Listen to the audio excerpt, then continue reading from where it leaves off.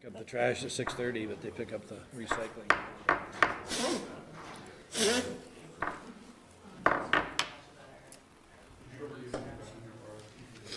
Okay, Tim? This is the February 26th, 2020 meeting of the Chittenden County Solid Waste District Board of Commissioners. And to begin with, we're not going to change the agenda, but there might be two versions out there. The agenda was changed to move the proposed ordinance change into the consent agenda. I suspect that some of you have the original agenda, like I do, that doesn't have it shown there.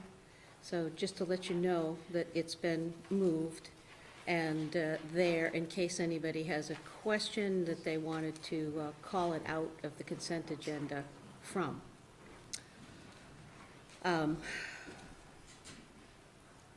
Yes? I just have a question about that. I don't know what is the appropriate time for that. For what? For having it moved to the consent agenda, I have a question about the proposed, Well, it was done prior, and there was a notice sent out by Amy that the agenda, which had the new agenda attached to it. When was that, Amy? no, my question is, when we have, in the past, when we've had an ordinance change, is the procedure to put it out for public comment before discussion by the board? Or is this a change of procedure wherein previously it's discussed by the board and then put out for? So I tell you what, why don't we call it out from the consent agenda? That's and my we'll discuss that. Okay.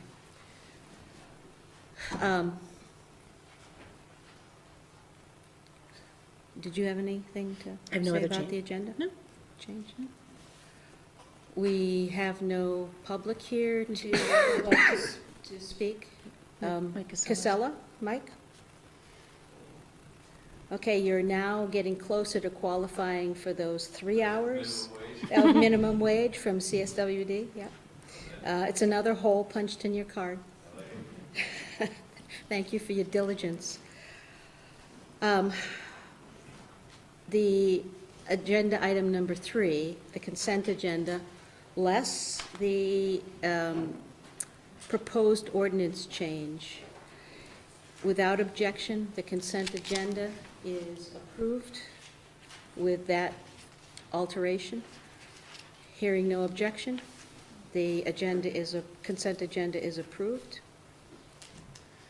And now we will request that Nicholas. Well, now, because this item has been pulled out of the consent agenda. I'm sorry. We need to address this item first. Well, this had been number 7. We had discussed moving it up to under the consent agenda. I'm not sure that. The agenda was revised so that the item was placed in the consent agenda, but it has been requested that it be pulled out of the consent agenda. So because it was an item that was part of that agenda, we do need to now address it now. It would come in the next order. Yep, correct. Okay, makes sense to me. So, My question is simply a question about procedure. And what has past procedure been for an ordinance change? So what you have in front of you, what was in the packet, is simply the request of the board to go out for comment.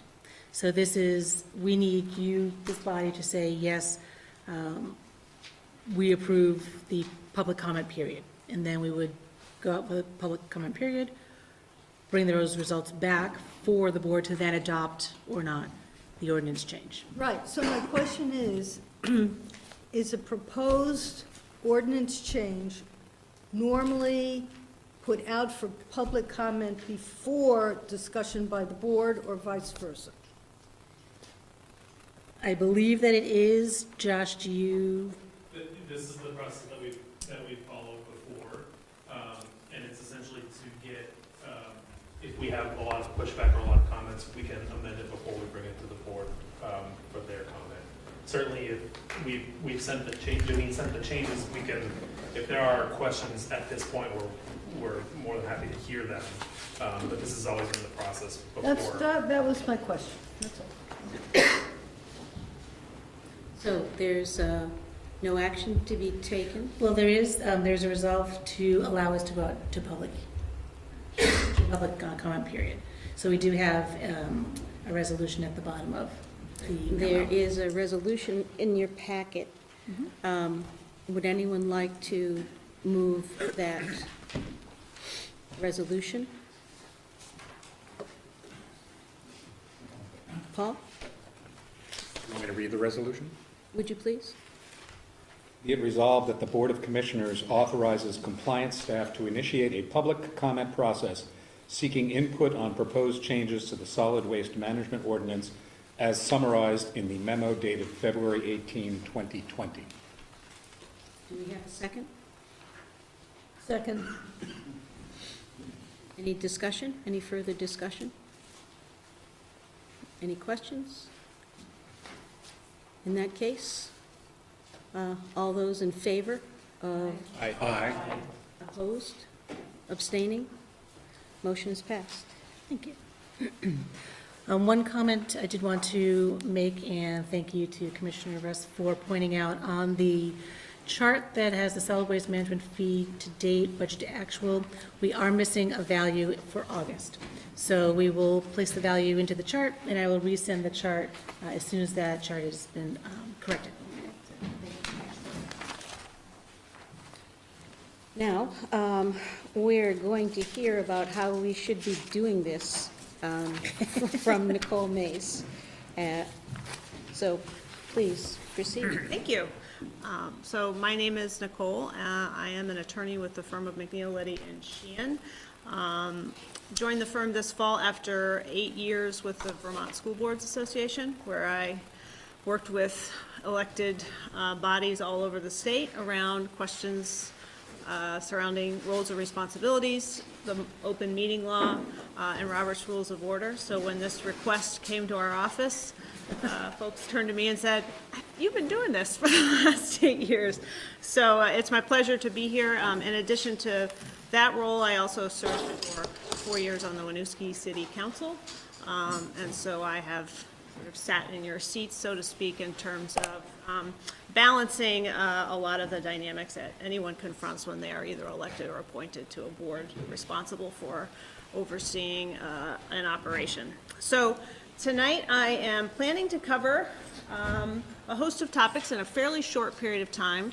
I believe you've all received this presentation ahead of time, so there's some points where I will not sort of belabor the slides, and in my experience, this type of a presentation is most effective when folks ask questions or pose sort of, this is what we deal with on our board, and can you help us talk through how we might address that? So feel free to interrupt, but being mindful that we've got about an hour, so choose your interruptions strategically would be my.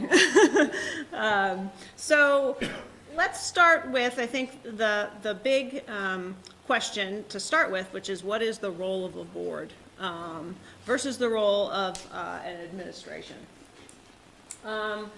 And again, I've borrowed some of this from the work I've done over the years, but if you think about the general purpose of a governing body, it's to assure accountability on behalf of your constituencies. And that accountability should look like the entity is providing high-quality services, that the public is getting a good return on its investment, and that the system is operating legally and ethically. Sort of in a nutshell, that is what you should be tending to as a board.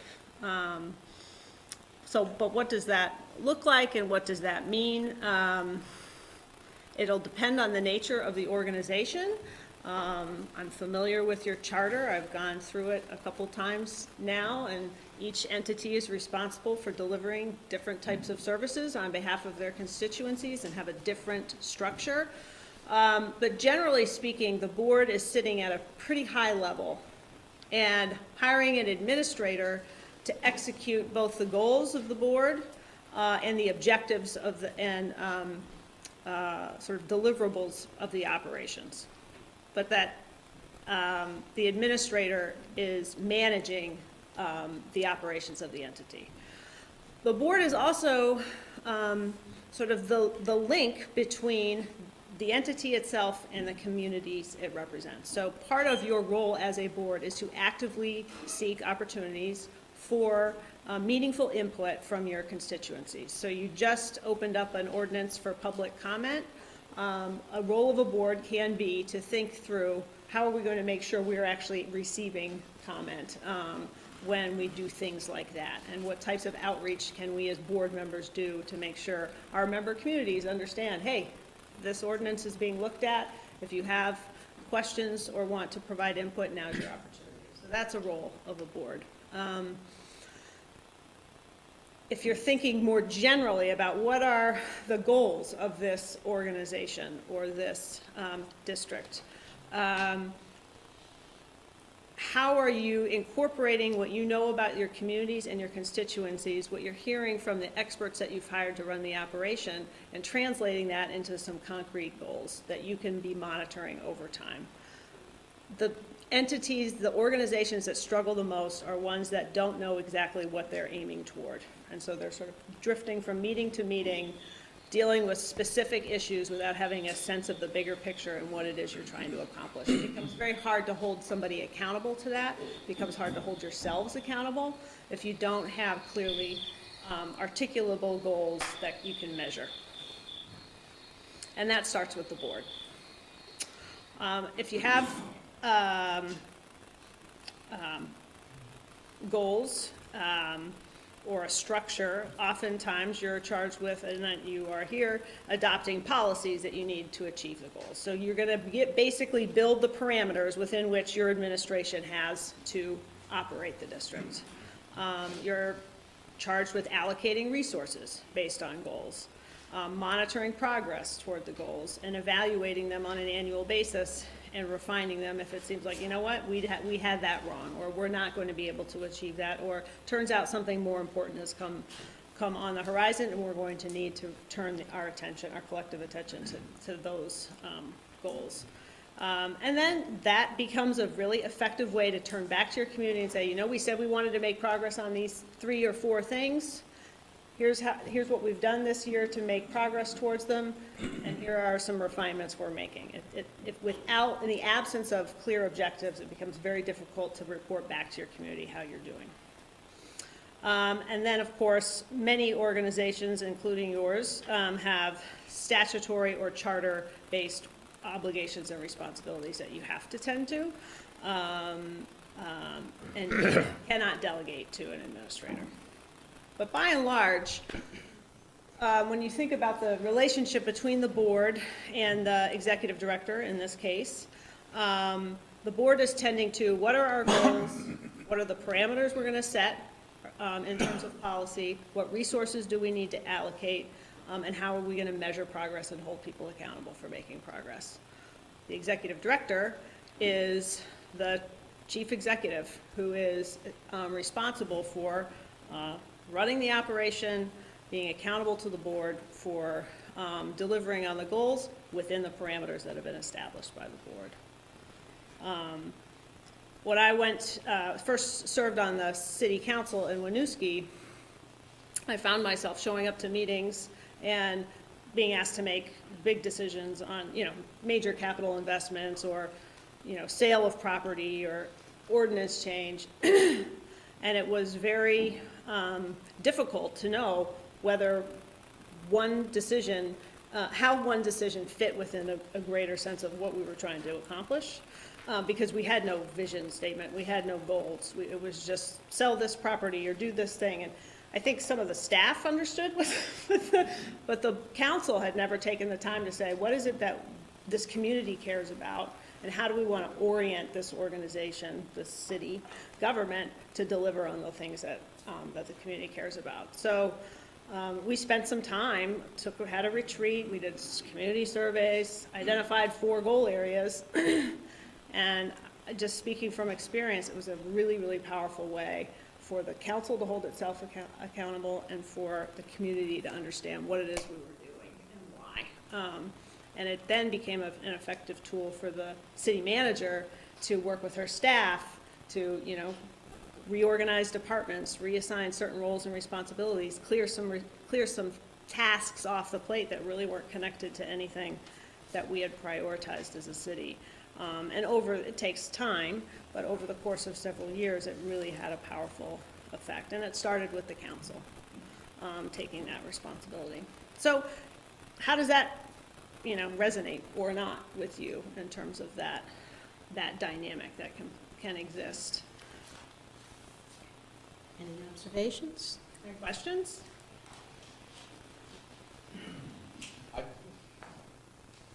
The one word that I don't see up there is but I think it's implicit in some of the other words up top for board is, I think about it as far as strategy. I look at us, we chart the strategy, right? Right. Execution of the sort of the daily tactics is more at the staff level. Yeah. Right. And I think that's where we tend to get wrapped up sometimes, is my opinion, is that there are times, the strategy part is really, really hard, and I think there are a lot of very, very diverse opinions, and I think we then tend to sometimes default into the tactical stuff because it's a little bit easier and right in front of us today.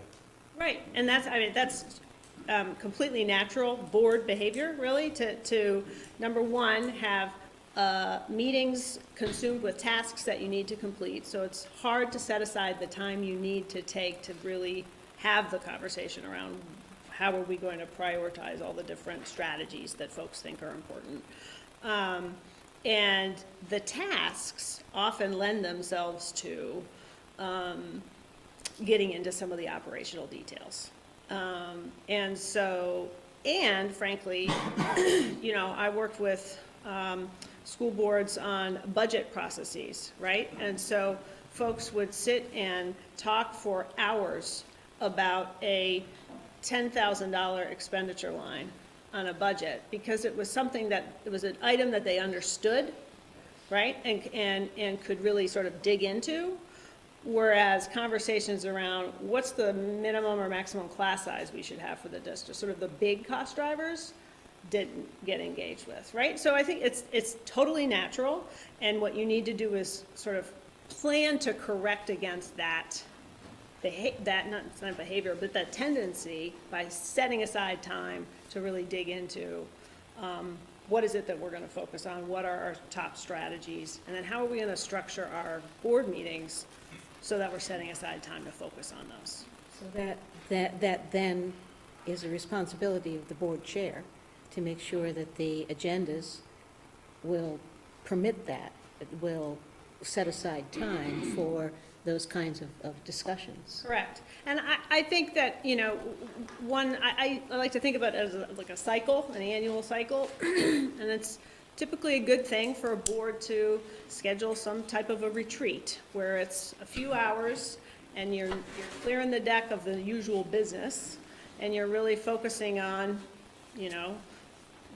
whether it's identifying top 3 strategies or revisiting progress from the last year. I don't know whether you all have a strategic plan or sort of what's your touch point, but it's definitely the chair's responsibility to, working with the board, say, how are we going to plan to set aside this time? And then, once you have a strategic plan or a set of goals, how do you build in time on a regular basis to have check-ins? So what doesn't work so well is you have a strategic plan or you have some goals and everyone feels really good when they get adopted. It's a lot of work to get there, and then you don't talk about them again for another year or two. A question. We, as an organization, have a lot going on. Yep. And there's a lot of things that just pop up out of the blue that are critical enough to come to the full board, which are time-consuming to deal with. Is it permissible for either the chair or the executive director to try to structure a way to elicit that through some kind of either an email that is not necessarily asking for a debate, but maybe asking for opinions? What's the fine line there? That's the open meeting law. Thank you for that seamless transition.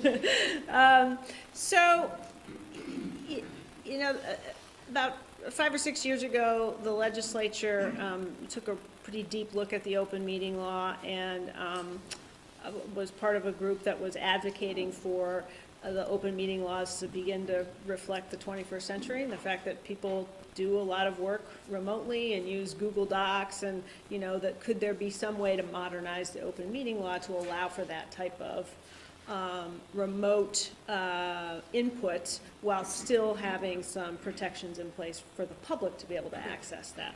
And they did not want to take anybody up on that. And so I have viewed that as a pretty clear signal from the General Assembly that any type of discussion around a document or input that occurs outside of an open meeting is not permissible. They did make some clarifications, and we'll go through it, and I brought extra copies. I don't know if in your packet, the League of Cities and Towns handout was included in that. So that's a pretty useful, just one pager. But they did make some clarifications, and I will advance here just to what isn't a meeting. So what is fair game in terms of electronic communications? And so scheduling a meeting, organizing an agenda, sending materials out in advance. But it's this discussion piece that is what's preventing, I think, the type of scenario you're inviting. Even if it's one-on-one, the folks at the Secretary of State's office and the League of Cities and Towns have said that sort of serial communication essentially can lend itself to being a discussion, even if it's not something that's happening with the group. So I think an obvious example is an email that goes to everyone and people start replying all, right? So people seem pretty clear that they can't do that. But if it's, give me, the chair, your input on this issue, there's really no purpose in doing that other than to lead to a decision. And if then what happens is you come in and say, well, I've heard from everybody, and in the interest of expediting the conversation, we had a majority in favor of this, so we're gonna, essentially bypass the conversation, then the public has had no opportunity to observe that conversation and understand who had what perspective. And then, one main objective of the open meeting law is to give the public the opportunity to weigh in. And if they don't know what was discussed, then they have no opportunity to meaningfully weigh in. So definitely appreciate the interest in. So I'm stuck. Yeah. Well, transparency in government is important. It's a value, but it does make things somewhat inconvenient at times. So a meeting is, again, just to finish this up, if a quorum of this body went to another body's meeting, that would not be considered a meeting of this entity, so long as the group of you don't huddle in the corner and talk about solid waste district business. And you can go to trainings together. I think this is all relatively straightforward, so I'm not going to, in terms of the definitions, and the League of Cities and Towns handout, I think also lays out that stuff pretty well. I don't know whether you get crowds here at your meetings. City councils and school boards sometimes do. It's useful to think, if you're considering some meeting protocols or board operating protocols, make sure you're addressing how public participation will be handled. Because what often happens is no one comes to a meeting, then there's a controversial issue, suddenly the room is packed, and the chair is left having to try to figure out what to do. That puts a lot of unfair pressure on the chair, and also can lead to rules being made up on the fly that people don't feel are fair, may start to question, well, last time, you know, there were only two of us and people could talk all throughout the meeting. Why this time we're restricted to 1 minute or 2 minutes? So I think having consistency in the way the public can participate in your meetings is very important in terms of the public understanding how they can weigh in and not having it be sort of developed on the spot when you're in a tough situation. Executive session, not sure if this is a big issue for you all, but there are some specific limitations on what you can discuss in executive session. My recommendation to boards is always to place the statutory reason for entering executive session into your motion. I think folks for a long time got a little bit loose, and we're gonna go talk about personnel. That can be very wide-ranging, and the statutory language is more narrow than that. So familiarize yourselves with, and if you know on the agenda you've got a possible executive session, make sure you know on what basis the law allows you to go into executive session. Excuse me, a question on that. Sure. When we go into executive session, we have a paragraph that has no periods in it that takes a minute and a half to read or something like that. And it covers every possible reason for going into an executive session in that one without specifying the actual, which one of those we're doing it for. Is that improper? Well, I would like to see what that language is before I make a ruling. But I would say, generally speaking, you would want to have the motion be tailored to the specific topic, not necessarily disclosing we're going to evaluate X, Y, Z, but we're going to discuss evaluation of personnel subject to, Section 313A7 or whatever it is. Or a contract? Right, so that there's kind of there's a subset that require a finding that premature public knowledge will place the body at a substantial disadvantage. And so that may be the boilerplate language that you're referring to. That should be in the motion. You should also take the time to really discuss, is this in fact a premature public knowledge situation? And sometimes it's very cut and dry and very straightforward, and the chair can say, this is why, this meets that standard, I'll take a motion. There are other times where it's like, and so if you get into a situation, there have been court cases where the court has found there's no way you could have found that. Substantial disadvantage. So I think it's good to have that language, and it's important that it's in the motion. It should be treated as a signal to folks, do we really need this? One more question on, we do not take minutes of the executive session, but there have certainly been occasions when having the knowledge of what the discussion was and maybe what the consensus was, even though there was no vote, would be valuable for future review. How do you take minutes? How do they get approved if you take them? Should you take minutes, or?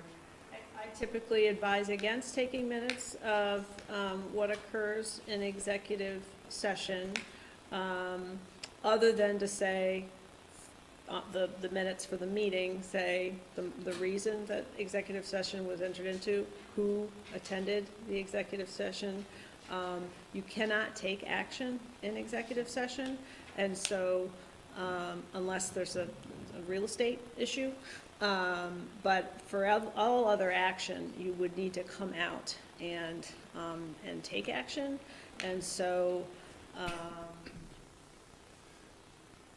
if it's, I think, there's a lot of, two things. Number one, it should be used in limited circumstances. And it should be used only for the portion of the discussion that is covered by that exemption. sometimes I think it can, and I've been there myself, and then you start a little wandering. And so I think if you start to then take minutes, then it becomes this sense that it's a meeting within a meeting, and that is not the purpose of the executive session. And now that I've been grilling Nicole, anybody else have any questions for her? Yes, Tim? If a member of the public were to disagree about the nature of that decision, do they have any recourse, or is it simply the decision to go into executive session strictly relies on the board voting in majority? Well, individuals who believe that a violation of the open meeting law has occurred can can send a communication to the board that they believe a violation has occurred and request a specific cure or response. And that triggers a timeline and a time frame where the board has to consider that allegation, essentially, and respond to it. If you don't respond to it, then that's considered a denial of the violation. And if a person feels as though that violation did occur and is unsatisfied with the response of the board, they have the ability to go to court. Did you have a question, Paul? I saw your finger jump. No? Okay. Sorry, please continue. Better when we're talking to, having a dialogue, so, and you're getting out the questions that you have on your mind.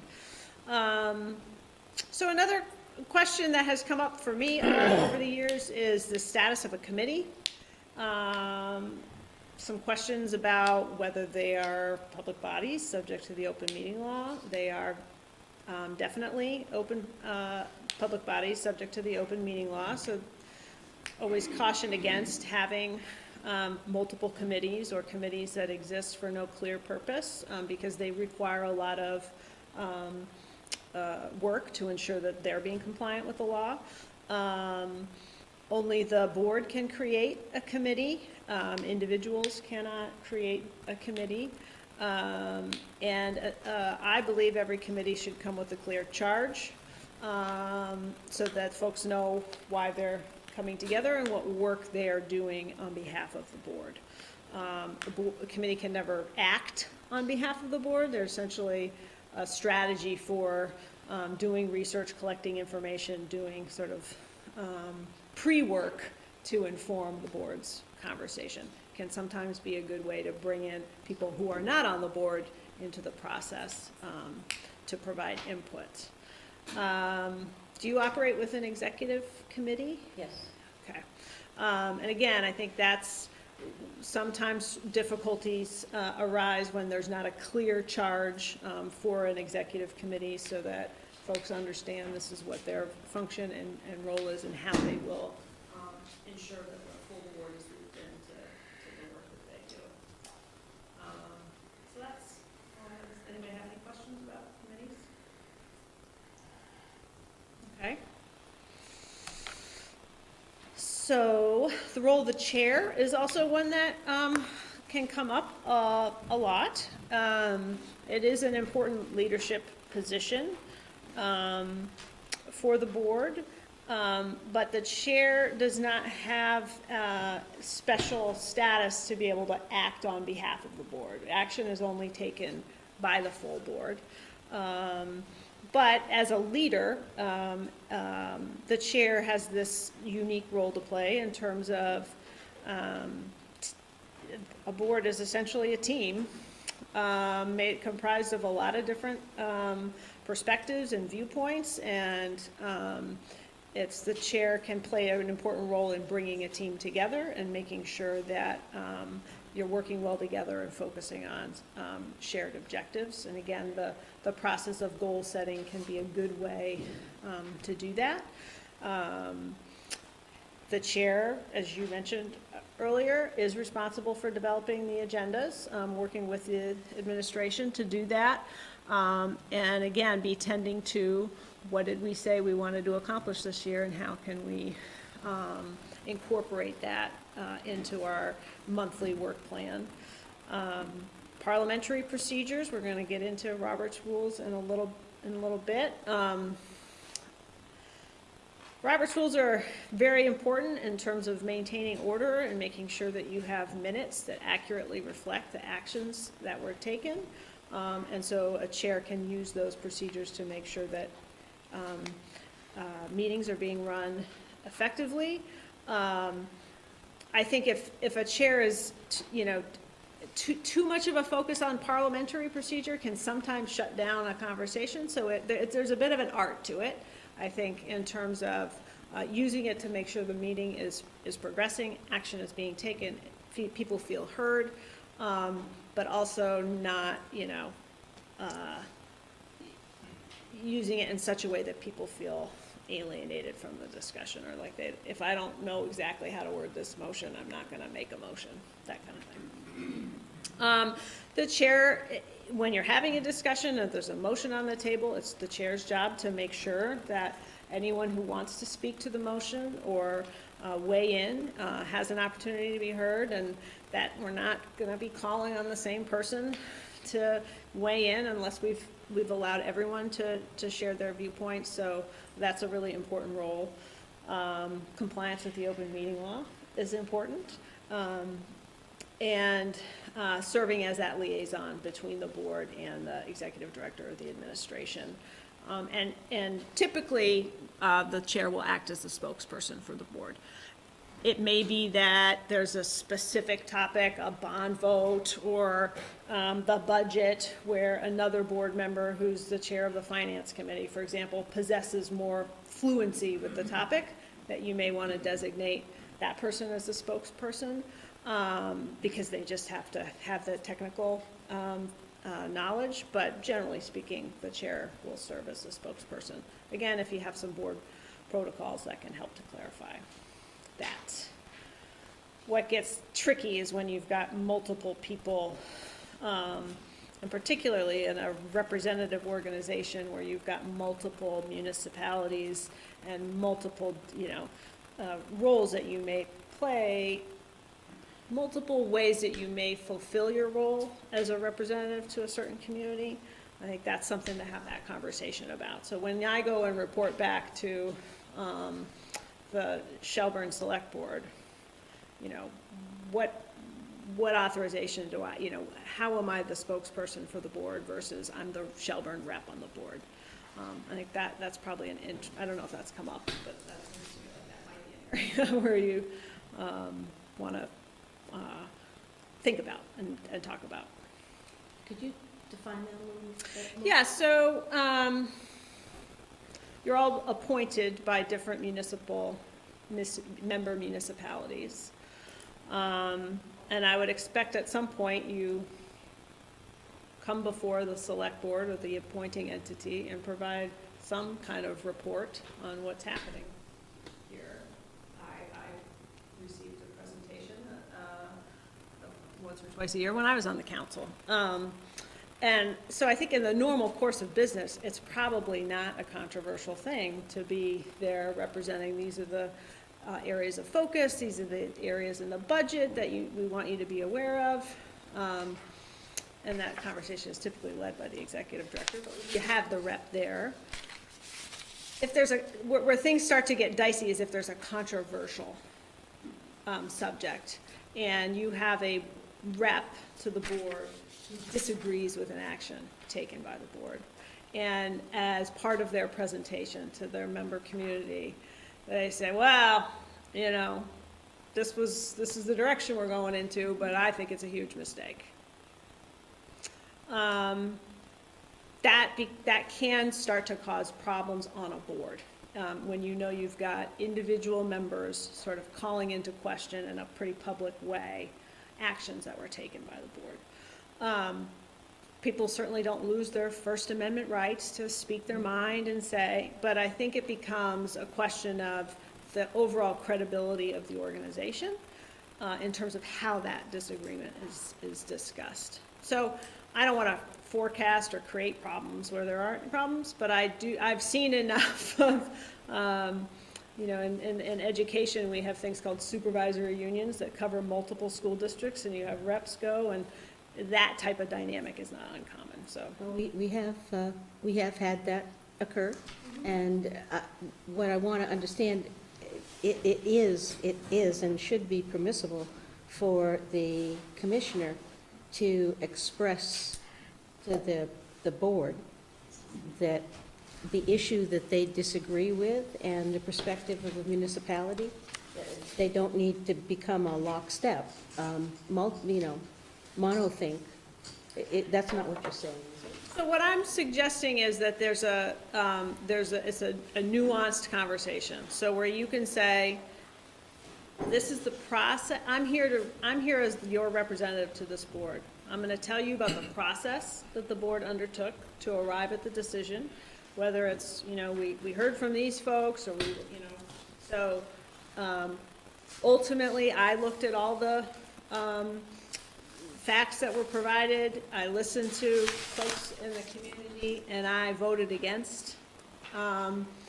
But at this point, it's a decision of the board, and that's the direction we're moving in. So you don't have to declare your support for something you in fact disagreed with, but it's how you characterize the disagreement and the action of the board. So it's one thing to say, I disagreed, but the process was good. We had a lengthy discussion.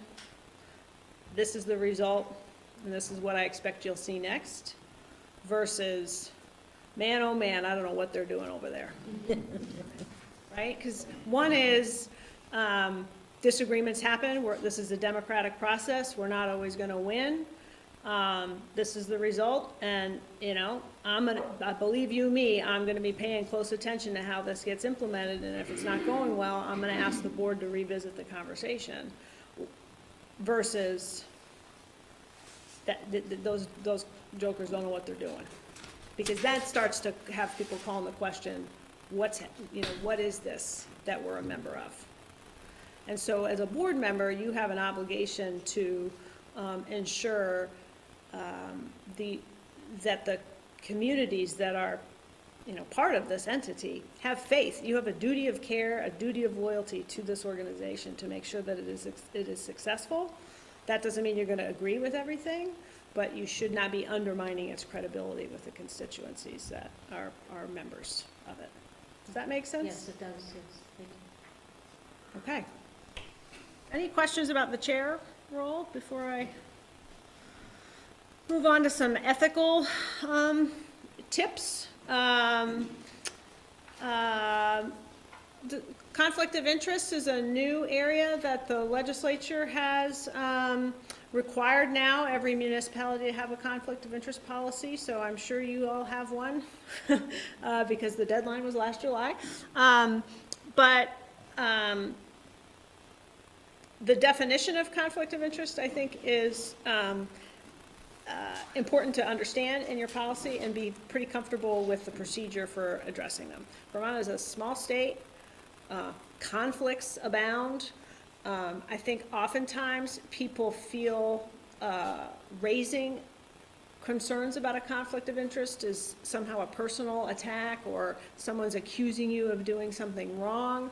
I think healthy boards recognize that we all wear a lot of different hats, and we should feel comfortable saying, wait a minute, do we think this could be a conflict, or I want to have a conversation with you about this, and not treat it as sort of a weapon, but just as a way to hold one another accountable, ultimately so that the public has confidence that decisions are being made that are in the best interest of the entity and not based on what's going to work well for individuals. And I think that just comes with practice, really. But I would encourage folks never to feel personally affronted by a conversation around conflict of interest. I think I've covered most of these already, so let's get into Robert's rules. So really, the basic principles of Robert's Rules of Order is you're going to focus on one topic at a time. It's really bringing, I've heard someone say, Robert's Rules brings order into what would otherwise be chaos, right? So if you've got 18, 20 people sitting around a table, all with different ideas about what they want to accomplish at a meeting, without some parliamentary procedure to keep things in order, you could quickly devolve into chaos. I don't know if anybody watched the debate last night, but it was like, where's the parliamentarian in this room? So you want to focus on one topic at a time. Make sure that every topic you're dealing with, and some will not require full and free debate, but some will, and people won't feel good if they feel like they've had to rush through a conversation that they think is really important to their constituencies. That every board member has equal rights to every other board member, so we all have been on boards. We've all maybe been that person from time to time who just has a lot of points they want to make on a topic. And that's great, but not everybody has that personality or that inclination or that passion, and it's really, Robert's Rules can be a good tool for the chair to say, you know, I just want to make sure that everyone has felt like their perspective has been part of the discussion.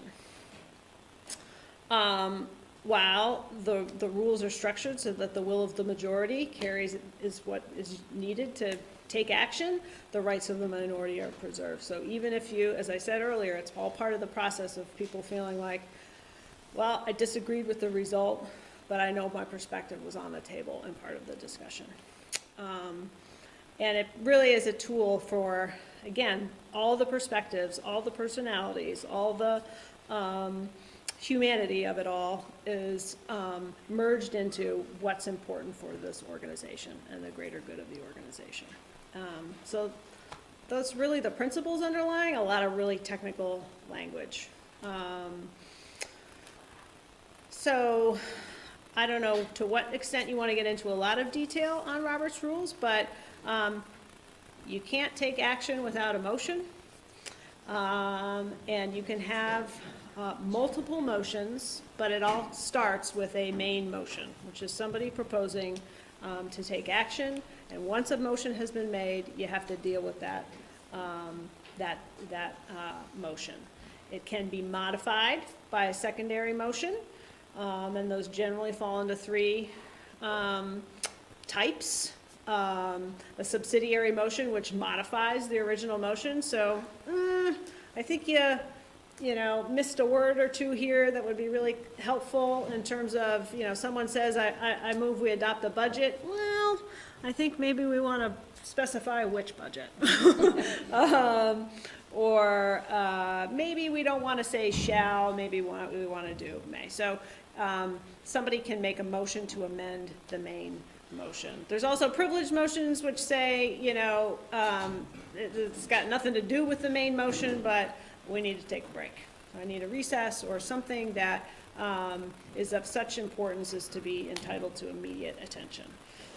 And then there are incidental motions which arise incidental to the business of the board, so things like roll call vote. So we've got somebody participating by phone, we need to have a roll call vote. So it's not related to the topic of the main motion, but to how that main motion, something incidental to the treatment of that main motion. So do you have a practice of requiring a motion to be on the table before you begin discussion, or do you move to the agenda item, have a discussion, and then see if a motion comes from it? What's your practice? We do have a practice of discussing before a motion is made to come to an agreement about the general direction of a motion. I think that's usually a good strategy in terms of what I was talking about earlier about not being too strict with, we're not even going to talk about it until we have a motion. And by the way, here's the motion. You know, people can sort of feel like, wait a minute. But some boards do use that as part of their practice to say, you know, we can't even have this discussion until somebody has put a motion on the table. So I think that's really sort of what's going to work in terms of the overall dynamics of the board. But once a discussion has reached that point, it's the chair will typically call for a motion. Doesn't have to. Somebody can say, you know what, I'm going to make this motion. Then you wait to discuss that motion until you see whether there's a second. Once the motion has been seconded, then you move into discussion. And the chair needs to facilitate that and make sure all perspectives of her are heard. It's really important. I think it can be difficult, someone who likes to jump in and make a point. It can be difficult to wait to be recognized by the chair. I think that is a really important practice to become better about, to say we're not going to start interrupting one another or speaking over one another, that really waiting to be recognized by the chair is important. And that, of course, is going to require the chair, getting practice at looking all around the room. I've had chairs that just sort of orient themselves to one side and sort of miss the hands on one side of the room. So, That's what Sarah's That's for. what I'm here. yes, that's right, little nudge, somebody over there, yeah, that can be very helpful. And so after everyone has had a conversation or have had an opportunity to weigh in, the chair will call for the vote. Unless somebody calls the question, which we will get to in a minute. So I've really addressed this. Generally speaking, the amending of a motion generally is you're adding something to it, you're taking something from it, you're replacing language with separate language, or you're substituting the entire motion with new language, which you can do. You can make that motion. Amendment may be hostile, so if it's, I vote that we, I don't even want to make up a motion on the fly, but you could have someone offer the opposite effect of the main motion, and that would be fine, but it needs to be germane. So you can't say, I want to amend the motion to now move from the budget to an ordinance. Right, you need to conclude the business that was raised by the main motion.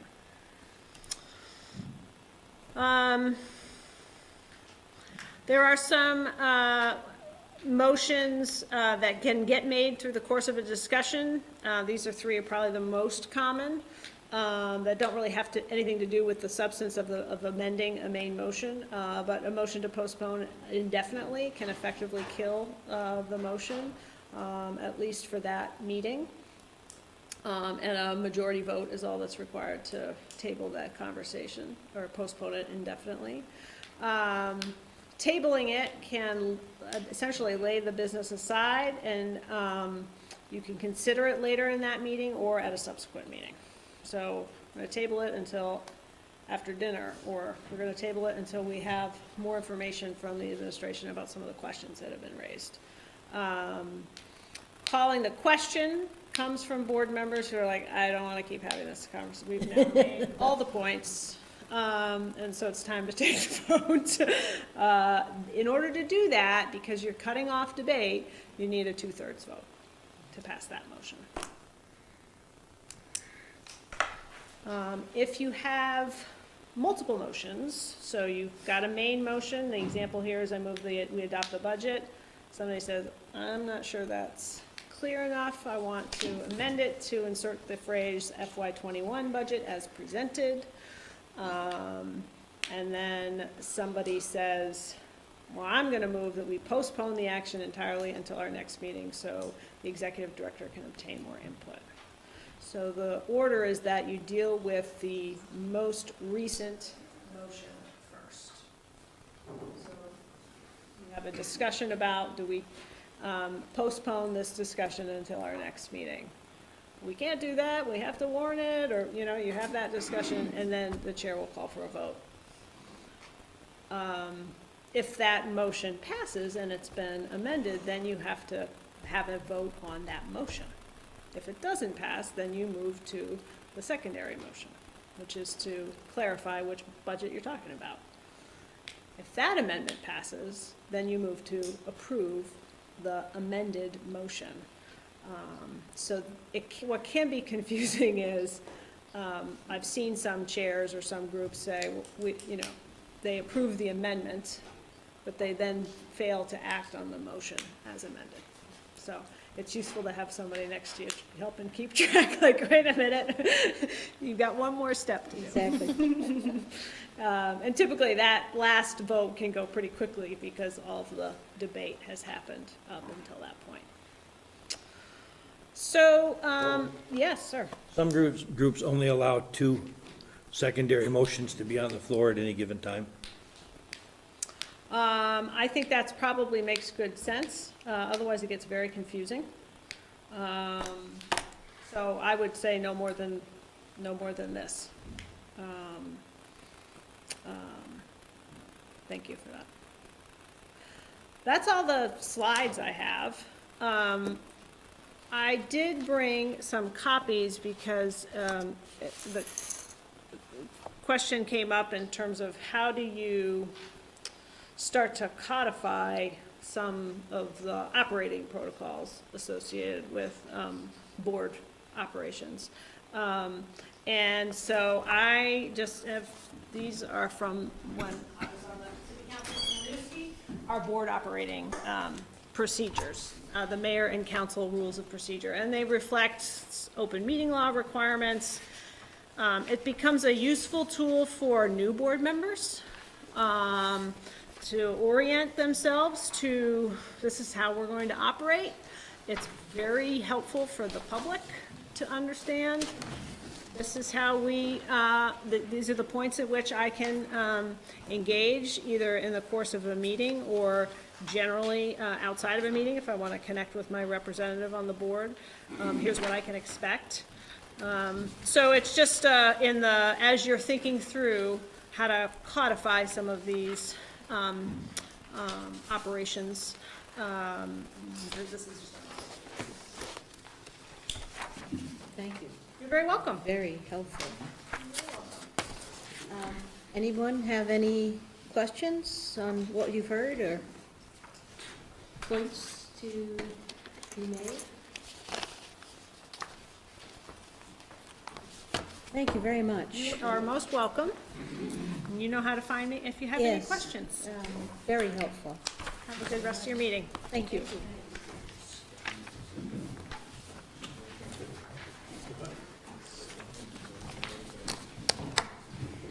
Now we're going to move on to the Organics Diversion Facility presentation. And it's going to be Dan, Josh, I believe, and some of Sarah. That's right. So you do have a lot of information in your packet this month, and it is the culmination of a lot of years of work, right? So that's part of what we'll run through with you, is that we've been working on these changes well, since I got here, so almost 4 years, in preparation for this July 1. Right, so when the final bit of Act 148 takes effect and all of the food scraps are planned for landfill disposal.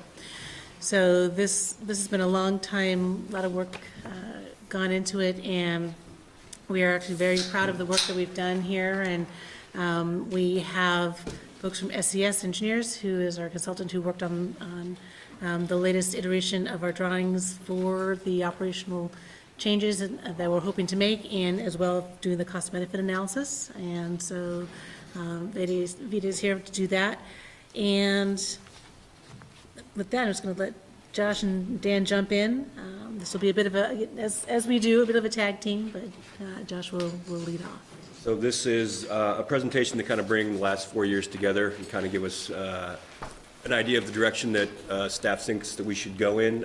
It's kind of an in-depth review of what your memo kind of brushed over. So we're really looking at the organics diversion facilities operations, and really we're looking into developing efficiencies and looking at what expansions we can see in our existing footprint and how that would provide us operational efficiencies and a long-term, stable budget model or economic model. So it's broken into 2 parts. The first part is kind of the site improvement. We've really dug into, how do we make this the most efficient model possible, both from an operation and an economic standpoint. We've seen some things come to fruition from the last couple of years worth of decisions, and we're going to be moving that forward tonight with some things we're going to present to you. So, kind of the new normal we've identified. And that's the part 1 that we're going to kind of show you why we think it's a good idea to go in this direction and what the costs are associated with that. Part two is really, we really want to kind of reduce the reliance on our subsidy. And we also want to look at, July 1 of this year, Act 148 comes into full effect. So we know that more material is coming in. It's hard to put a real number to that because there's a lot of variables involved. So we're really trying to set ourselves up for being able to pivot as easily as possible, being as flexible as possible, and really kind of showing the board the best two options we have. We've got what we should do in the short term to really shore up everything for long-term success, and what we should do in the intermediate term to really kind of meet the goals of our community and the organics diversions that we see coming forward. And then it'll all be wrapped up very tightly with a cost-benefit analysis to kind of see how we're going to pay for it, and what that's going to look, moving down the road. So kind of how did we get here? Why are we having this conversation right now? It has been 4 years, and back in 2017, DSM performed a study for us, and really the key point in their study is that at that point we were making 12 products that we sold. We were trying to bag material, and we were trying to do a lot of things in one facility. So the identifying point of that study was we have too many products, and there are a significant amount of operational inefficiencies that they found. They also said that we do need to invest in capital equipment to move forward, and that it most likely will be that the subsidy probably won't go away, that we will have to subsidize this facility in some manner. We then went into the board retreat, to specifically discuss the compost facility, and the takeaway from that was that, yes, as a board, the consensus was we do want to keep composting at this facility. We want this facility to stay on Redmond Road, and that we want to do it more efficiently, so that with the understanding that there will be a subsidy, let's try and reduce that subsidy as much as possible for a long-term facility there. We then went into a contract with Coker Consulting, and he really kind of drew out the game plan for us to really reach our efficiencies in operations. And so what that study really identified was how to compost more efficiently, how to meet operational changes so that we can meet some economic savings. And the thought that came out of that study was that if we composted all the anticipated food coming in, what kind of footprint we need, what kind of process we need, and we said, wait. That's if we compost, say, for instance, 10,000 tons of food scraps coming in, that means we're going to have to sell 33,000 cubic yards of compost, and that would probably saturate the market, and we'd have that problem on our hands. So we kind of took a step back, and staff decided at that point, let's just match the amount of food waste with the amount of leaf and yard waste that comes in, which is roughly 5,000 tons of food waste to 5,000 tons of leaf and yard waste. That was kind of the big aha moment there. We can do it with the process that Coker had lined up for us, but let's not try and do it all. So then that leaves us with, we're going to process 5,000 tons, what do we do with the rest? And what does the rest look like when it comes in? So we engage with SCS engineers to kind of put that initial 5,000 tons into play. Like, what does the design look like? What do we need to buy? And how do we need to develop our site to really achieve that efficiency that was lined out by Coker Consulting? And then analysis, an alternative analysis. What other 2 or 3 paths do we need to take once we've processed the 5,000 tons the most efficient way we can? What do we do with the rest? And there were some alternatives presented in that as well. So that's kind of part one. That's what I'm going to bring forward, is kind of the best plan that we've come up with. Some key points or some key steps. We applied for an A&R grant. It's a 40-60 match. We put up 60%. They put up 40%. It's up to $500,000. And it's really for construction and equipment. So everything that I'm presenting in part one will be able to apply the grant to that. So, and it's really to kind of expand our throughput at the facility. One of the other things we did is, when we realized we made too many products and that we were trying to be a boutique sales facility, we kind of reeled that back in. Now we only generate 3 products. We make compost, topsoil, and garden mix. We also went wholesale, as opposed to trying to sell right directly out of our facility. And in doing that, we've seen some economic savings there. We've seen a reduction in FTEs. Our marketing plan costs have decreased because we're not going out to market. In New England, we're really kind of trying to focus on what we can sell locally. So that's something you'll see down the road, and in one of the tables is why we've started to see the cost of processing a ton of compost to really go down. And then what I'm going to show you right now is kind of the site development plan, like how do we get to where we want to go? So that's kind of the guts of what's gotten us to where we are now. So part one, we're going to talk about operational optimization, site expansion, and capital equipment purchase, all with the idea of making the most efficient facility operationally and economically, and really kind of to focus, once we've identified those savings and efficiencies, how do we reduce the subsidy? So a lot of stuff up here, but really the optimization piece is that we're going to do that 5,000 tons of food waste and 5,000 tons of leaf and yard waste. We're going to eliminate phase 2 composting. We're going to move our material screening to after curing, and this all makes sense in a second. We're going to eliminate material transport by loader, and we are going to decommission all equipment that is past its usable life. So that's what that means. And really, the best way to kind of explain that is to say what we're doing now and what we're proposing that the new normal should look like. So here's our facility that most of you guys are familiar with, and I'm going to stand up and point. So in our existing facility, this is kind of the bulk of the composting phase, and this is the curing area here. So what we currently do is that leaf and yard waste is brought in here into this large pile, and that's what the public brings in for us, and that's that 5,000 tons we see a year. Material food, or food scraps get brought into a receiving bay in here. There's a mixing bay in here, and then we have 6 bays where we do phase 1 composting. That's where we meet our time and temperature permit requirements. It's roughly a 6-day composting requirement there. All of our leachate from here gets contained on site and kept in an underground storage tank. From here, once we meet our time and temperature and our permit requirements, we take the material, we pull it out, and we put it on our composting pad, we water it down, and then we move it into phase 2. And all of this is being done with a large loader, roughly a 3-yard bucket on the loader. So it's, scoop, move, scoop, move. So you can see like handling the material as little as possible is more efficient for us.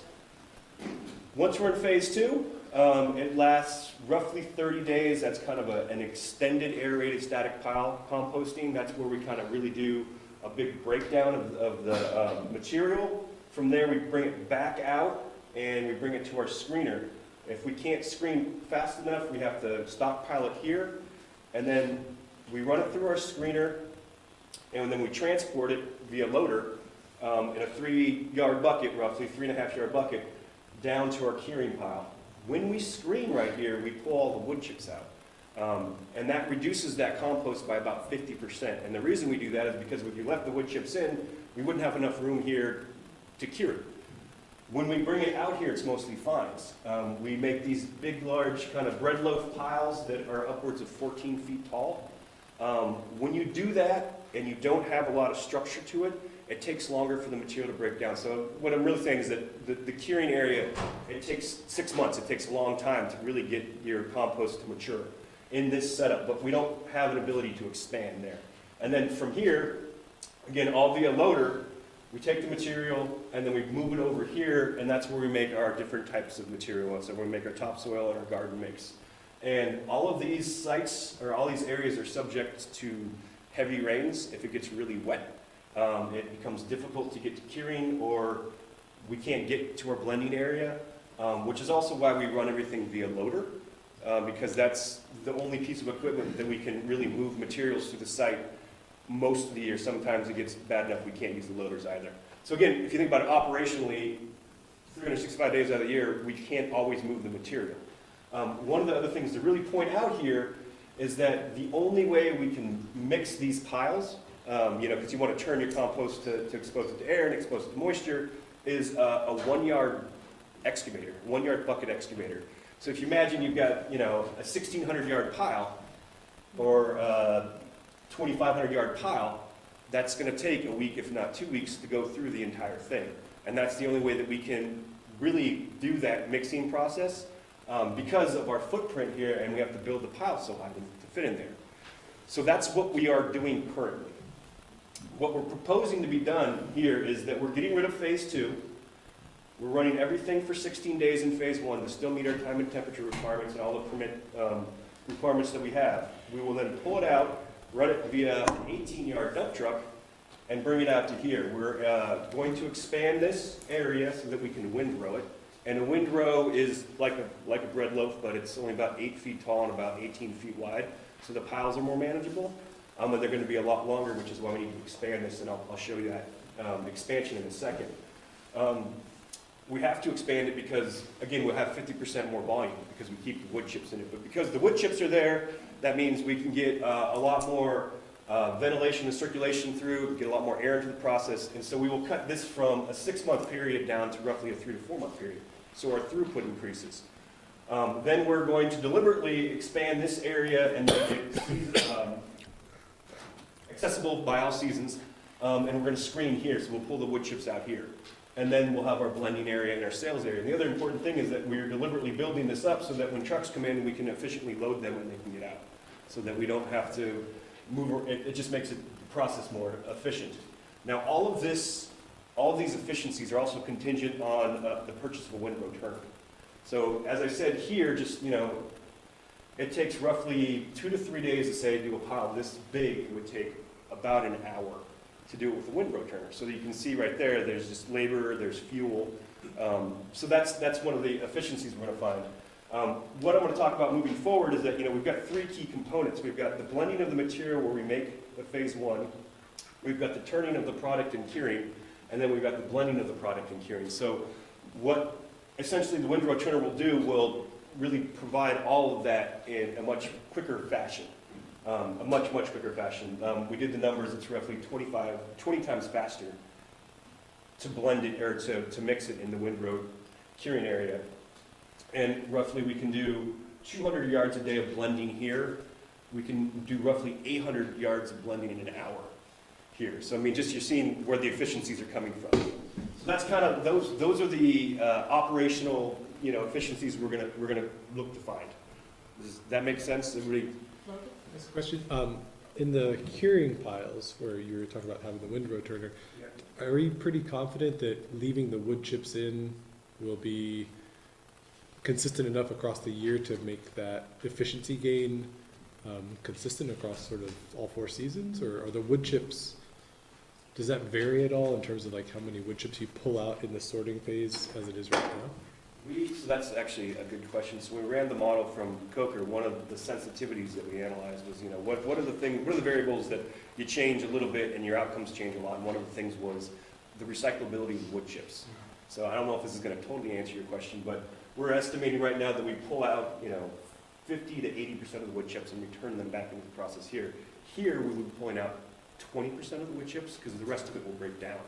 So I think are you asking like, are the wood chips going to change themselves physically throughout the year? We'd just rather like, and it comes from a place of ignorance about the process, but like, are the wood chips going to be, are they consistently mixed in now in phase one before it goes to the curing area, such that there's going to be a consistent amount of that mass to help things aerate if we're not taking them out in phase one as you proposed? So we will. So you're asking about essentially what is the function of the wood chips in the Less first the place. function than if we're leaving them in and they're going to be helpful to getting air in and helping this curing process. Are we sure that there's going to be enough? How significant So- is that process? I think what you're saying is it So- really gonna Wood cut chips it by? jump from 800 tons a year to about 3,000 tons a year. So we're going to be using way more wood chips. Is that? Okay. No, but the aeration piece, that's one of the whole purposes for the windrow turner, right? Because we'll be able to do our aeration much more efficiently, effectively, and more often on the entire windrow. Those are 2 separate things, though. Like, Okay. there's the windrow But the turner. addition and leaving the wood wood chips chips in in. and that process, is it really gonna cut it down that 2 to 3 months? Yes. Okay. Yes. And the reason why is cutting it down is that because you build a 14-foot pile that's mostly fines, there isn't a lot of aeration going through there because we pull the wood chips out, and it also compacts itself, right? Because you're building it so big that the bottom, unless you flip it constantly, which again, if you're using a 1-yard excavator, is difficult and labor intensive. So that's where we're going to see those efficiencies, is that we will have constant aeration, and then we will also be able to turn it more efficiently and more often because we'll use a windrow turner. Do we add in the wood chips in this? They get added here. So this the is wood, the wood chips is under our control? Yes. Oh, yeah. Yes, okay, yeah, That's yeah. good. So that, yeah, so leaf and yard waste, wood chips, food scraps. Okay. And wood chips are really there for structure, and they do provide carbon. Okay. We essentially would be taking them out at the end of the process rather than the beginning of the process, which is, the industry standard is to take them out at the end. Because of the way the setup was and how much space we had allocated, we had to do the reverse, just to make it fit. So, Why does your modeling and your forecasting assume a cap on leaf and yard waste, that there'd be no growth in the deposit of those materials? It's been consistent for about 8 years. Right. at I see. We haven't seen That's really right. any spikes, it's been relatively level. Right. And that's why we're so- assuming that. So with more of the wood chips essentially being broken down in the new process, that's an increase in a purchased input, is that correct? Right, and one of the efficiencies we're looking to do is instead of when we grind all of our wood chips at the end of the road in Williston, we aggregate all the clean wood that we get for all our drop-off centers at the Williston drop-off center. What we're gonna do is when we grind that, we're not gonna send out to BED, we're gonna bring it here to kind of make up that difference. It's not gonna make up the entire difference, we will see an increased cost, but it won't be triple the cost, it'll be, 1.5 times. Well, we'll save some trucking. Yes. And that's another synergy we're finding. And What if you notice a jump in the yard waste above 5,000 tons? How would you accommodate that? The good thing is we have no shortage of food scraps. So right now, we're cutting the food scraps at 5,000 and looking at other options to deal with them. But in the event that leaf and yard waste jumps up to 6,000, we're already projecting that we're gonna see 6,000 tons of food scraps next year. So, our goal is to match those two together because it's, if we see leaf and yard waste jump up to 10,000, then we'll have a talk, but nothing's indicating that that's gonna happen. So you would go with just matching the increase one-to-one? That's the most efficient way to do And have capacity it. enough physically? in Yes, the we do. facility, Yep. and throughput will be quick enough with the change, okay. if we happen to see some crazy increase in yard waste and leaves because of global warming and now we're tropical, Right. do we what's the capacity of the space that we're going to have for the creation of compost?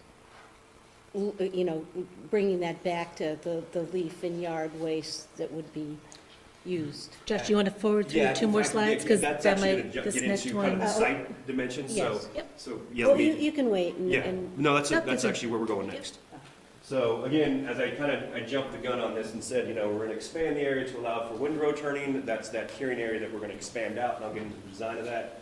We're gonna develop a usable and accessible screening area and mixing area, and the year-round dump truck access, so instead of moving things at 3.5 yards, we're gonna be moving them at 18, which is gonna be incredibly efficient. So, yeah, Dan, if you wanna hit that. So this is what it will look like, if you remember what the curing area is, we're actually gonna add, about 1.25 acres to it. And so our calculations on the analysis we did said that for an entire year's worth of material throughput, we need to roughly fulfill 23 windrows along this path, and that will maintain our throughput. We've designed this for 28, so there's roughly 1/4 acre for expansion or fluctuation, or a piece of equipment breaks and we have to windrow more or longer. So it's really building in kind of a backup and some resiliency so that we can, as things change or shift, we can work through that. We also were really conservative, so we said 4 months was the number we used for throughput and residence time, but in reality, the Coker study said 3 months isn't unheard of either. So we really kind of need to get a year's worth of data under our belt, on this, but we staged the conservative side on everything so that we didn't run out of room. And so we're deliberately building this up on 12 inches of rock, compacted rock. We're pitching it. We've got a really robust stormwater system in here. The roads are all 30 feet wide, so we can get the windrow turner in and around. And this sales area is, again, going to be 6 inches of crushed rock that's compacted, and it's going to be pitched for stormwater as well. And it's going to be, receiving trucks that are going to come and pick up the wholesale product and leaving. So it's really kind of to maximize the efficiency of the 5,000 tons of food scraps that we're going to be processing. We could go up to as high as 7,000 tons if we had to. Do we want to? Can we? You know, that'll shake out in the second part of what we do with everything but beyond 5,000 tons. But that's really what this is going to look like. And the stormwater piece, we had to do something with stormwater in this pit anyway. So the fact that we're developing it further and building a real robust stormwater system just kind of leads down our Act 250 requirements anyway. So what does it all cost? We went and worked with SCS, and roughly the estimate for that full site development is about $818,000, but we put in a 15% contingency. So of that, we have about $100,000 in contingency. This is an engineer's estimate.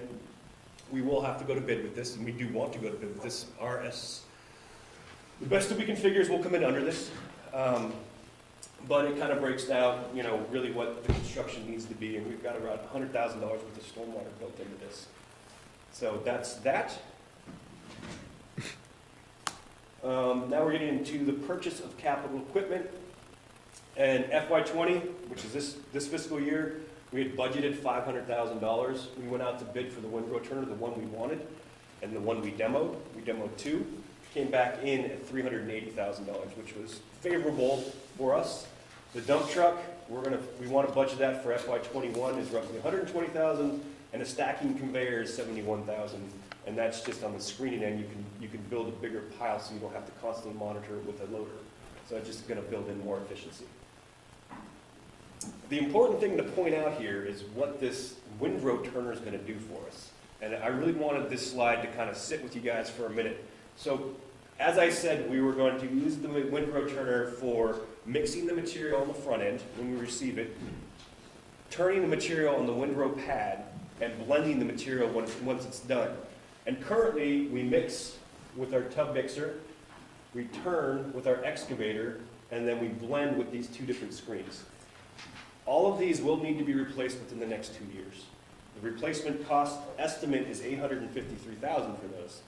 Because they're all past their usable life and that we've been kind of cobbling them together for years, we typically budget $80,000 to $80,000 to $90,000 each year to fix them. And you can imagine if you're putting that much time in fixing your equipment, it's probably not running that often.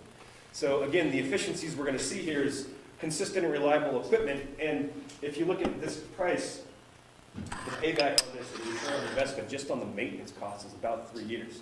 And this is subject to that 40/60 grant. So in reality, we will buy this for $380,000. We will pay roughly $225,000 for it because we'll be reimbursed 40% of the cost. So I really wanted this to kind of sit for a second. Just clarify something for me. When I was reading through all this stuff, I thought, and I'd have to read it yet again, but I thought I read somewhere that the site improvements had to be made before you could start using the windrow turner. Sorry. So, and tell me if I understood that correctly or not, because this looked a little bit like cart before horse, maybe. We will find immediate returns on the windrow turner in the mixing area on the pad. So when we blend our food waste with our leaf and yard waste and our chips or wood chips, we will be cutting out the need for that tub grinder, and it will bring an 8 to 10 hour day to make a bay. I said we had 6 bays here. It takes roughly 10 hours, 8 to 10 hours to blend and mix a bay. With the windrow turner, that'll go down to 2. So the day one we get the windrow turner, we can, 1, remove that tub mixer, 2, see efficiencies right off the bat on the pad.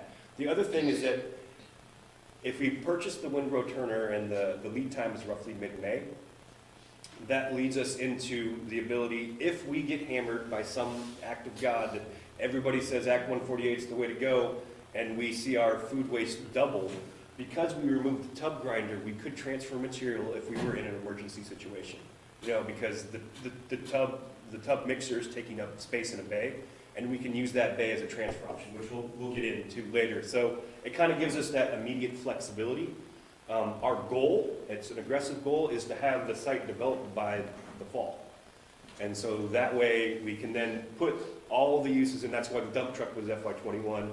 You know, we can put everything kind of to use and start really seeing these efficiencies right off the bat.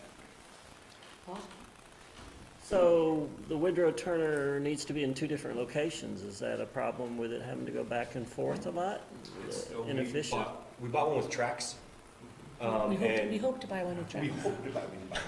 Haven't bought it yet. We hope to buy one with tracks, and that will at least give us access in good weather conditions before we develop the site. We should be able to access where we want to go and really use it. Other than that, no, it's something we would probably break up in phases. So we would turn everything one day, drive it up, mix for a day, drive it down, blend it for a day. You know, we break it up so that it would be utilized in certain areas. But it will be putting hours on it, driving it. You wouldn't have concerns about input sitting for a day in terms of odors? No. Not being mixed? Right now, the way we mix up there in the first stage of the process is we do it every other day already. And that's what we would propose to do moving forward with a slightly lesser volume coming through. So that's a 2 to 2.5 times a week use for it there.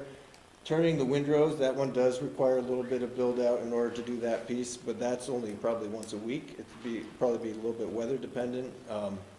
And then the third use would be out in this area, and that one is much more regular. That's probably on average once a month or something. So primarily, it would be used, we could use it as soon as it arrived and see immediate savings for that initial stage. And tell me if this is not reasonable to ask at this point in the game. If we go down this plan of rebuilding this site, or getting the site bid and it all works out, and we want to get done by fall, that means the main construction period will be right around the time that July 1 comes around. So what would the curing area do if we're trying to like clear the land and like reset that space?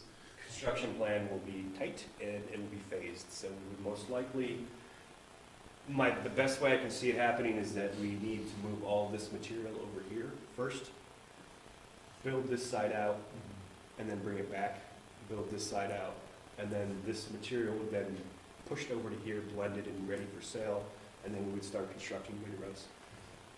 I'm also open to negotiating with a construction firm on what they think, if they've got a better idea, but that's going to be it's going to be a heck of a thing. But it'll be a stressful summer, and then we can move into windrowing and less stress.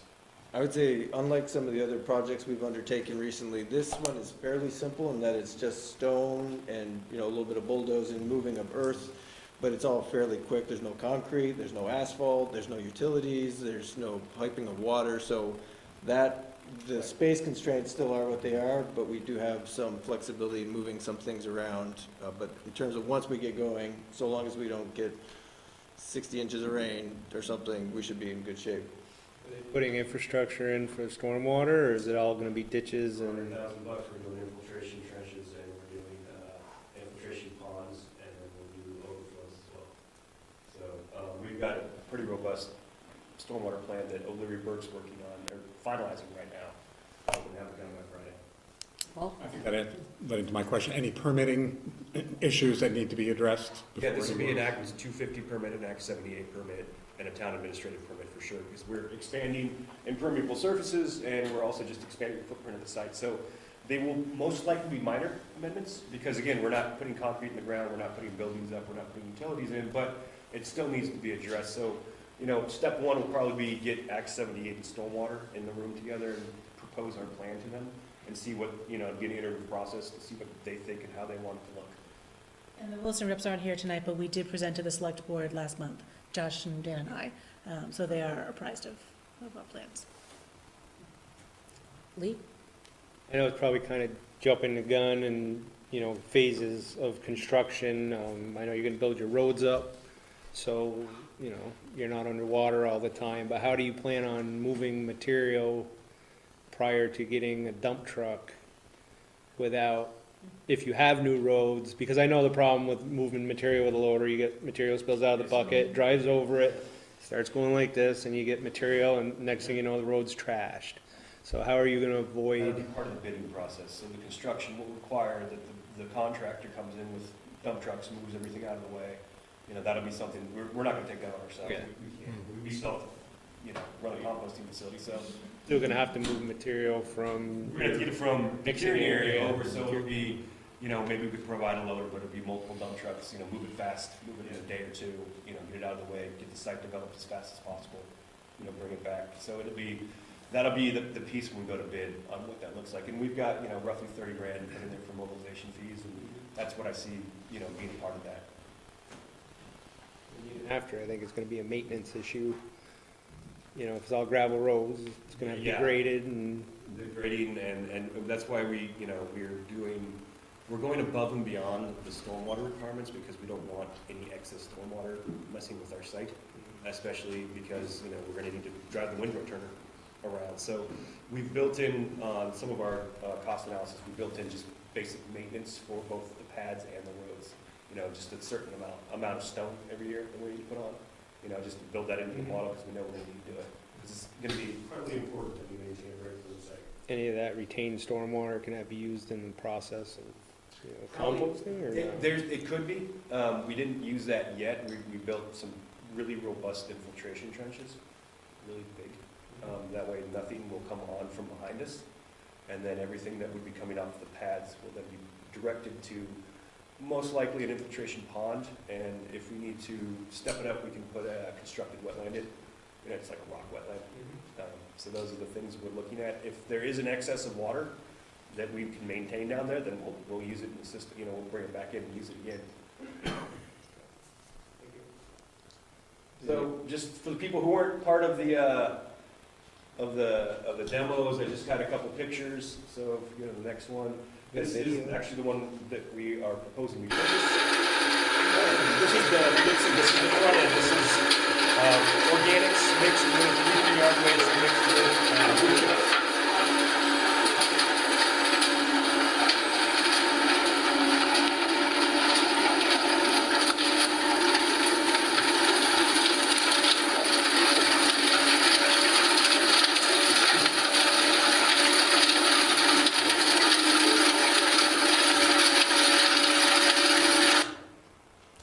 So it's going through a pile that's about probably 150 cubic yards there, and it can pass through the whole pile in about 4 minutes. We found that in 3 or 4 passes, it was easily getting the same level of mixing that we get with our current tub mixer, except that's an 8 to 10 hour thing. So we're very excited about that part.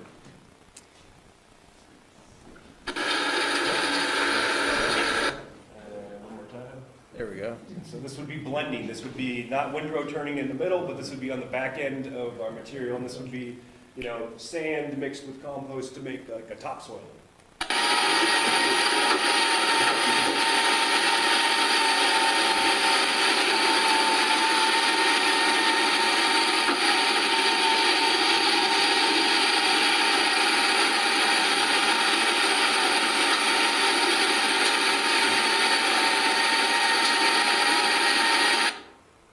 That's the Comtech You got a one. Yeah, that's the one we're not gonna go with. That's the one I like. Bert has a question?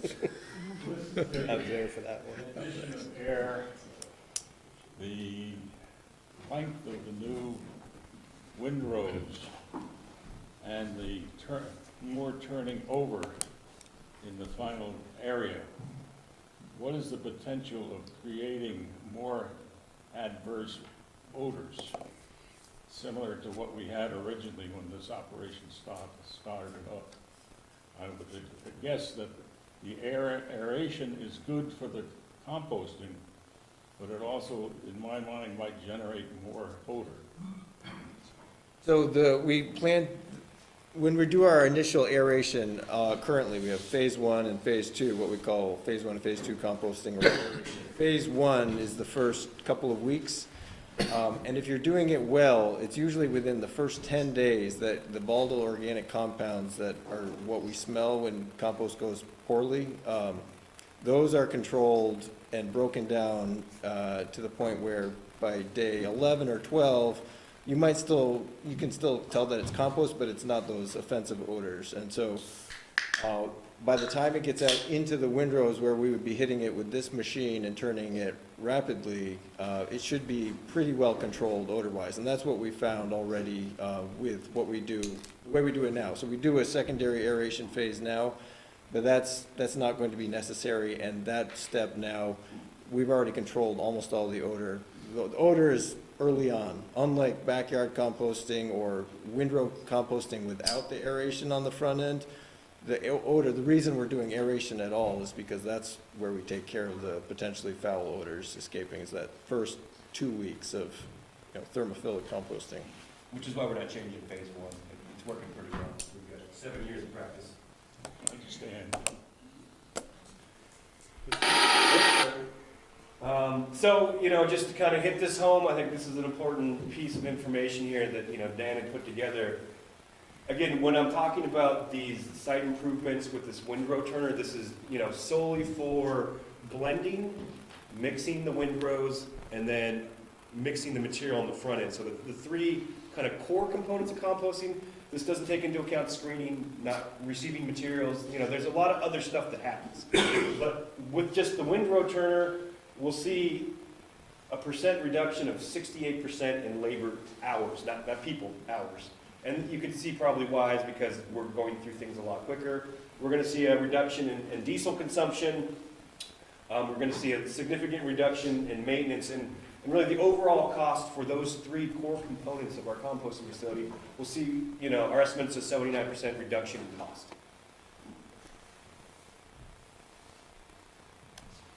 So to kind of bring it all home on what it is that we're looking to spend and how this whole thing shakes out. Again, we're still in part one. So we've got the estimated cost of the site development at $818,000, the bid cost of the windrow turner for $380,000, the estimated cost of the dump truck, and the estimated cost of the stacking conveyor. If you apply the grant to that, it's roughly $189,000 is what we're looking to spend to expand this facility. And if you took, go back a couple slides, if we don't do anything, we're going to have to spend $850,000 to replace 4 pieces of equipment that are at their end of life anyway. So we're getting a lot of really good bang for our buck. This is kind of what 3 independent consultants have told us after the last 4 years is the best road forward. This is how we should consider our new normal for compost. Is that we should, if we want to sustain an economic model that's robust and can get us through the next 20 years, this is where we need to go, and this is what we need to do. I keep hitting on that, but it's really important. It's right in front of us, and we've kind of priced it out. And this is really representation of industry best practices. This is what we should be doing. So, Could you comment very, very briefly on your estimate of the local market absorptive capacity of the finished product? Because that seems to be what's setting your ceiling as much as the leaf and yard waste. How much compost can you sell? So, Within a reasonable area without having to sell it in Maine or Baltimore? Yes, correct. sure. If you recall, when 2018, when we were working with Coker and envisioning 10,000 tons of food. Remind me, that's Okay, so we modeled a bunch of different scenarios where instead of the current 5,000 to 6,000 tons, we said, well, what's going to happen in 2020 when Act 148 comes to full fruition? It could be 10,000 tons, it could be 14,000 tons. Let's see what it looks like at 10,000 tons and costed out efficient composting models where we were achieving maximum efficiencies from start to finish. Here, we're getting a long way in that regard, but it's still, not a rectangle. But if we were to do that, sorry, I lost my train of thought. the amount of material we generate was roughly.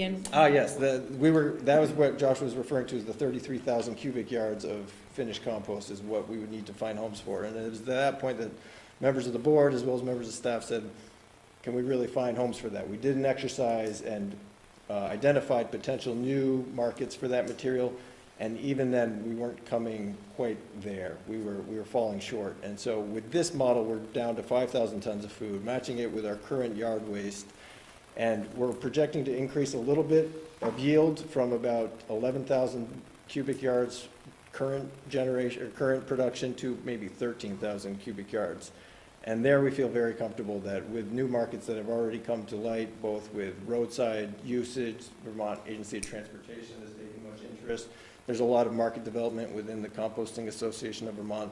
That small increase, we think is very manageable within the markets that exist currently without very much work or, nothing. And we've nothing like- also kept, obviously kept in touch with our bigger customers, and we've been talking with them all along the way as well. So they have very happy with the product that we've been producing this year as we made the switch to the new business model. So, we're going to keep on courting them and make sure that they're happy going forward. But this is kind of our sweet spot. We feel very comfortable that this process will allow us to continually move the material out to market. And it's too early to say how the whole fiscal year is going to go because we haven't hit spring yet. But coming into the first 2 quarters, we've been very happy with, not knowing what this new model was going to result in terms of sales. We've been very happy so far with what we've been able to accomplish despite reduced marketing and reduced labor and so forth. So fingers crossed that it doesn't rain all May and we'll continue that trend. So we kind of told you how we're going to get to kind of the new normal, and what it's going to cost. And we're going to now get into how we kind of reduce the long-term subsidy and what we do with the other not 5,000 tons. We've got our initial 5,000 taken care of. And one of the things that's important to look is, our projections. When we built the facility, we had 2,100 tons coming in. We're projecting by the end of this fiscal year, we'll have 5,900 tons. And then with 148, we assumed a 15% increase, so 6,700 to 7,800. So, we're seeing an increase, and we're bringing this, this site development and model to you now because we're not in a crisis mode. If we don't do anything till next year, we will be coming to you in a crisis mode because we'll have too much material for our existing footprint, which is again why we keep hitting on this part 1. We really should go forward with this. But this is just to show what we think the food scrap landscape will look like at least 2 years in advance. Yes, Abby? Just what's the theoretical, if you calculate per household, what is and if everyone diverted their food scraps, what is that number? This is also, we know that not everyone is going to drop them off. I know. Okay. Yeah, I got it. I'm just curious. So the best estimates we have is between 10 and 14,000 tons, but that's again normalizing to not everybody does. If everybody did, good, it would be more than 14,000. It'd be a whole lot. And those early numbers, those were based on the ones done before Act 178 was finalized, I believe, 178. Since then, they've added quite a bit of tonnage in the form of packaged foods that hadn't really been counted in prior estimates, or at least not anticipated in our initial numbers, so. Abby, was your question on per capita, the amount that we're receiving now on a per capita basis? Do we have that information? It's not a number that we track. We could come up with that, and the state has some decent estimates on what they think is going to come out of each household and the level of participation, but it's a fairly, yeah, it's a guess. It is a guess. And when we did our survey last year, we did ask the question, when Act 148 is fully enacted, what do you think you might do with your food scraps that you're not doing now? And we saw a significant jump in folks indicating that they would be backyard composting, and also a decent jump in folks saying that they would want to have hauling services. So we're also knowing that people will be dropping off at our drop-off centers. So, But we've got a population growth in Chittenden County. And the other question I had was, what happens outside of Chittenden County? What's happening for food scrap diversion in Lamoille and Addison, and, where's that stuff going? well, Lamoille has their own composting facility, so presumably Lamoille is focusing on themselves. But we're focused on Chittenden County, and we have told the rest of. I'm just wondering about leakage over the border. That's all. Well, if they want to deal with it, they can deal with it, that's fine. But it's not the same as recycling, right? Where people have multiple options to manage their materials, either on-site if they can. Some folks will, if they're able to put in a garbage disposal, will. There are multiple ways to manage this material as opposed to, blue bin Well, and recycling. it's not just a question of households, because the growth of eating out is exponential, actually. And it's all those businesses are a generator of organics, and that have to be captured. So if a projection is being based purely on population growth, that might not reflect also the change in dispersion of organic waste because of. That actually leads really well into what our options are past the 5,000 tons. Because there are two things we're talking about. Let me get to that in 1 second, but this is just kind of, we try our hardest to normalize what it costs to process 1 ton of food scraps coming in the door. We pulled out allocations because those fluctuate year to year, and we really wanted to look at, when we started in FY11, it cost roughly $473 to process each ton, 1 ton coming in. Again, we were only getting 2,100 tons at that point. You can also see, we've thrown people at it over time. These are the FTEs on the bottom. We started at 6.6. We peaked out at 8.2. So, figuring out how to deal with this. But we've seen, this was an unfortunate year in 14, but really, as we started moving forward, we enacted our kind of, we're not going to sell 12 products, we're going to sell 3. We're not going to use bag product anymore, we're just going to go to wholesale. And that's where you start to see this really kind of go down here. You can also see that this is the operation, this is the cost for operations to process 1 ton. The FTE started coming back down as well, and that's where we see this reduction from 8.2 to roughly FY 25.4. Because we're no longer bagging, we're no longer making multiple different types, and we're anticipating with the purchase of the windrow turner that we're going to move that even farther down to roughly 4.5 projected in FY 22. One of the things that brings this cost per ton up is that we're capping at 5,000, right? So this is kind of an indication that we should go for as many efficiencies as possible, and these are estimates, but that's where we think we're going to wind up. So we've seen food waste to go up, and over the last couple of years, we've worked really hard to get the operational costs to go down. So that's what really kind of this slide's bringing up, and then we're going to address Leslie's point next. So, what are we going to do with the rest? For lack of an articulate way to say it, options to manage the rest is what we're calling it. Question to go back. Yep. It's the same question I asked about 14 months ago. It isn't just Chittenden County and the, 13,000 yards of compost that we got to get rid of. It's also the compost that's increasing at all the other operations that are in the state.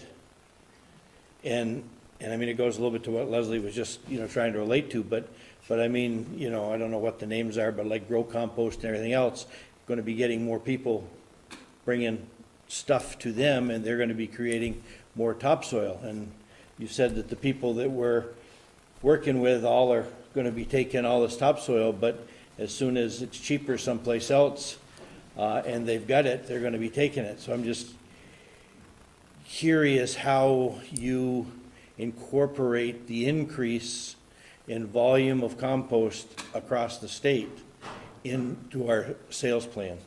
Well, so number one, when we made the switch to this business model, we were committed to focusing as locally as possible, right? So really focusing on Chittenden County and concentrating our customer relations here. We do keep tabs on what the prices are across the state.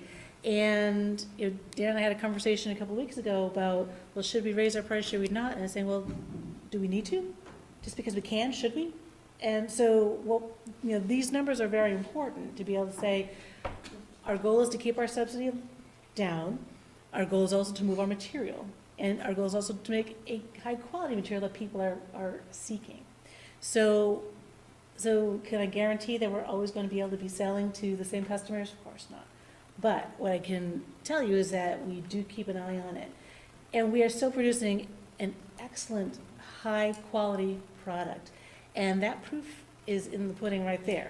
So because Dan has been, working very closely with his customers for so long, there's that relationship there as well. So I will never guarantee you anything, but the sun will come up and the sun will go down, and beyond that, we're just gonna keep on plugging away. But thank you. One note on that, real briefly, is there's a certain number of garden centers in our region that we work with. And since we moved to Williston, you can imagine, those of you familiar with the geography around here, what's available, there's 3 or 4 garden centers within 3 to 5 miles from us and at Green Mountain Compost. When we relocated from Burlington, where there's not much in the way of garden centers, out here, there was a lot of concern from the immediate neighbors whose business it was to sell our products. Because we were in the retail market for so long, it was a very interesting, difficult relationship. Since the news came out last year that we were getting out of retail, we were getting out of home delivery, they have, a couple of them dropped us entirely in 2012-ish when we made that change. They're actually going to be carrying our stuff, we believe, and multiple products. So they had been buying in material from out of the region, out of our county, and now they're going to be selling our stuff. So I think there's potential we might actually, just through that decision alone, might end up selling more of our product locally than we had in quite a few years. Dan?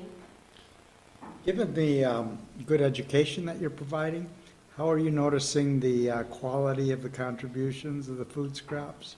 Has that been getting better, or do you have a sense of that? Yeah, I think it's a challenging one to put a good number on, because the ones that have been doing it for a long time continue to give us exceptional quality feedstocks. It kept really clean food waste, I guess is how we would phrase that. The challenge is all the new folks coming on and doing this for the first time who maybe have never separated their organics before. And that's going to be an ongoing challenge. We have a robust outreach and communications department who's stepping up their education on that effort. And there will be other things that we're going to be exploring in the coming months, because as we move to residential and see more of that, where there's people doing it for the first time, there's a lot of opportunity for contamination that we're not accustomed to here in Chittenden County. And we're going to be very much on top of that, I believe, because it's hard to sell high-quality compost if the inputs aren't there as well. So. All right, so we've come up with 2 options to manage the rest, and again, this focuses on a reduction of reliance on the subsidy for the long term. So the first option we're calling option A. And all this will be worked into a cost-benefit analysis, which Vito will come up and explain in a minute. But option A is low capital cost. We can do it pretty quickly, and it's just a transfer station. This is a picture of a transfer station in Eco Maine in Portland. And we have the space to do it. It is not our ideal to be a transfer station because the outlets are potentially outside of the state. So the carbon footprint for that isn't, again, our highest priority, but in the event of a crisis, this is a good outlet. And the transfer market has been developing. There are more companies that are looking to take transferable food scraps because there are more depackaging units and digesters and composting facilities coming online that need material. One of the companies that offered to support this was out of Eco Maine. Now out of Exeter, Maine. We don't necessarily want to drive everything up to Exeter, Maine, but in the event that we've capped ourselves at 5,000, we don't want to turn anybody around either or away. And this could be a stopgap. We could use this for a couple months if we are in a crisis, and then find a better, more robust option locally, which then leads me into scenario B. And that's depackaging. And I think you guys have been educated off and on depackaging. What we're proposing is, in this scenario B, would be that we would build a small hoop house, buy a depackager, have a couple tanks, and really get into the depackaging business. The beauty of this is that we would see all the benefits of the revenues from tipping fees coming in, we'd also have to deal with all the growing pains and figuring out something that we haven't historically done that often. I don't want to undersell it, but it would give us an option to make a slurry, because that's the ultimate product that comes out of depackaging. And there are multiple digesters in the state. There's one that's being currently constructed in the Middlebury area that has said that they would be willing to take a slurry if we could create it. So we would have a pretty robust market to move the slurries to different outlets in the state, which is more of a long-term sustainable option that we see. Again, it's got more of a capital-intensive input on the beginning, but then we have the potential to see different revenues. And it also opens up maybe some potential relationships with other people moving down the road. So really, we kind of laid out what this whole thing will look like moving forward, how we plan on handling all of the material that we expect to see in the next 5 to 10 years. We've laid out kind of the baseline option, which we're calling kind of the new normal. That's that $889,000 investment. In our cost-benefit analysis, that is the baseline scenario, and Vita will explain what that looks like and how that outlook goes over the next 10 years. Option A would be just to only accept 5,000 tons of food waste and then transfer everything else. And option B would then be to run a depackaging system on site, and then generate a slurry. So with that, I will hand it off to Vita.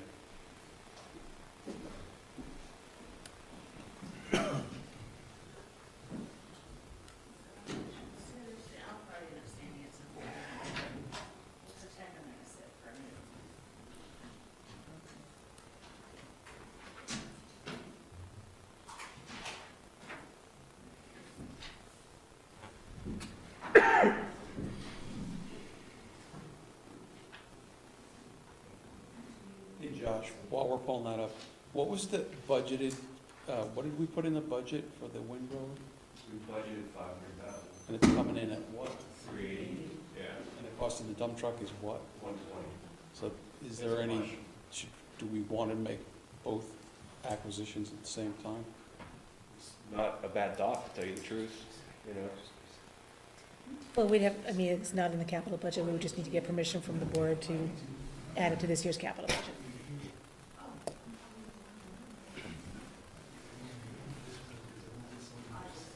Give me this one? Did you need me to give you the flash drive again? Josh, another question? Yeah. Did you guys, your OpEx costs, were you using a fixed wage structure for what you used last year versus your going forward directionally? Yeah. Or I'm just wondering, are we going to end up paying windrow drivers and dump truck drivers $40 an hour? No, we did not anticipate having, you know, a CDL cost for a wage. And with the efficiencies we'll be seeing, we don't anticipate adding FTEs under our baseline scenario. Now, if we go with the depackaging route, we probably will need to bring at least one person on to run kind of the depackaging unit. But no, it was keeping the staff that we have at that, I think it was actually even at that 4.5 FTEs, could manage, because we'll see the efficiencies with the windrow turner.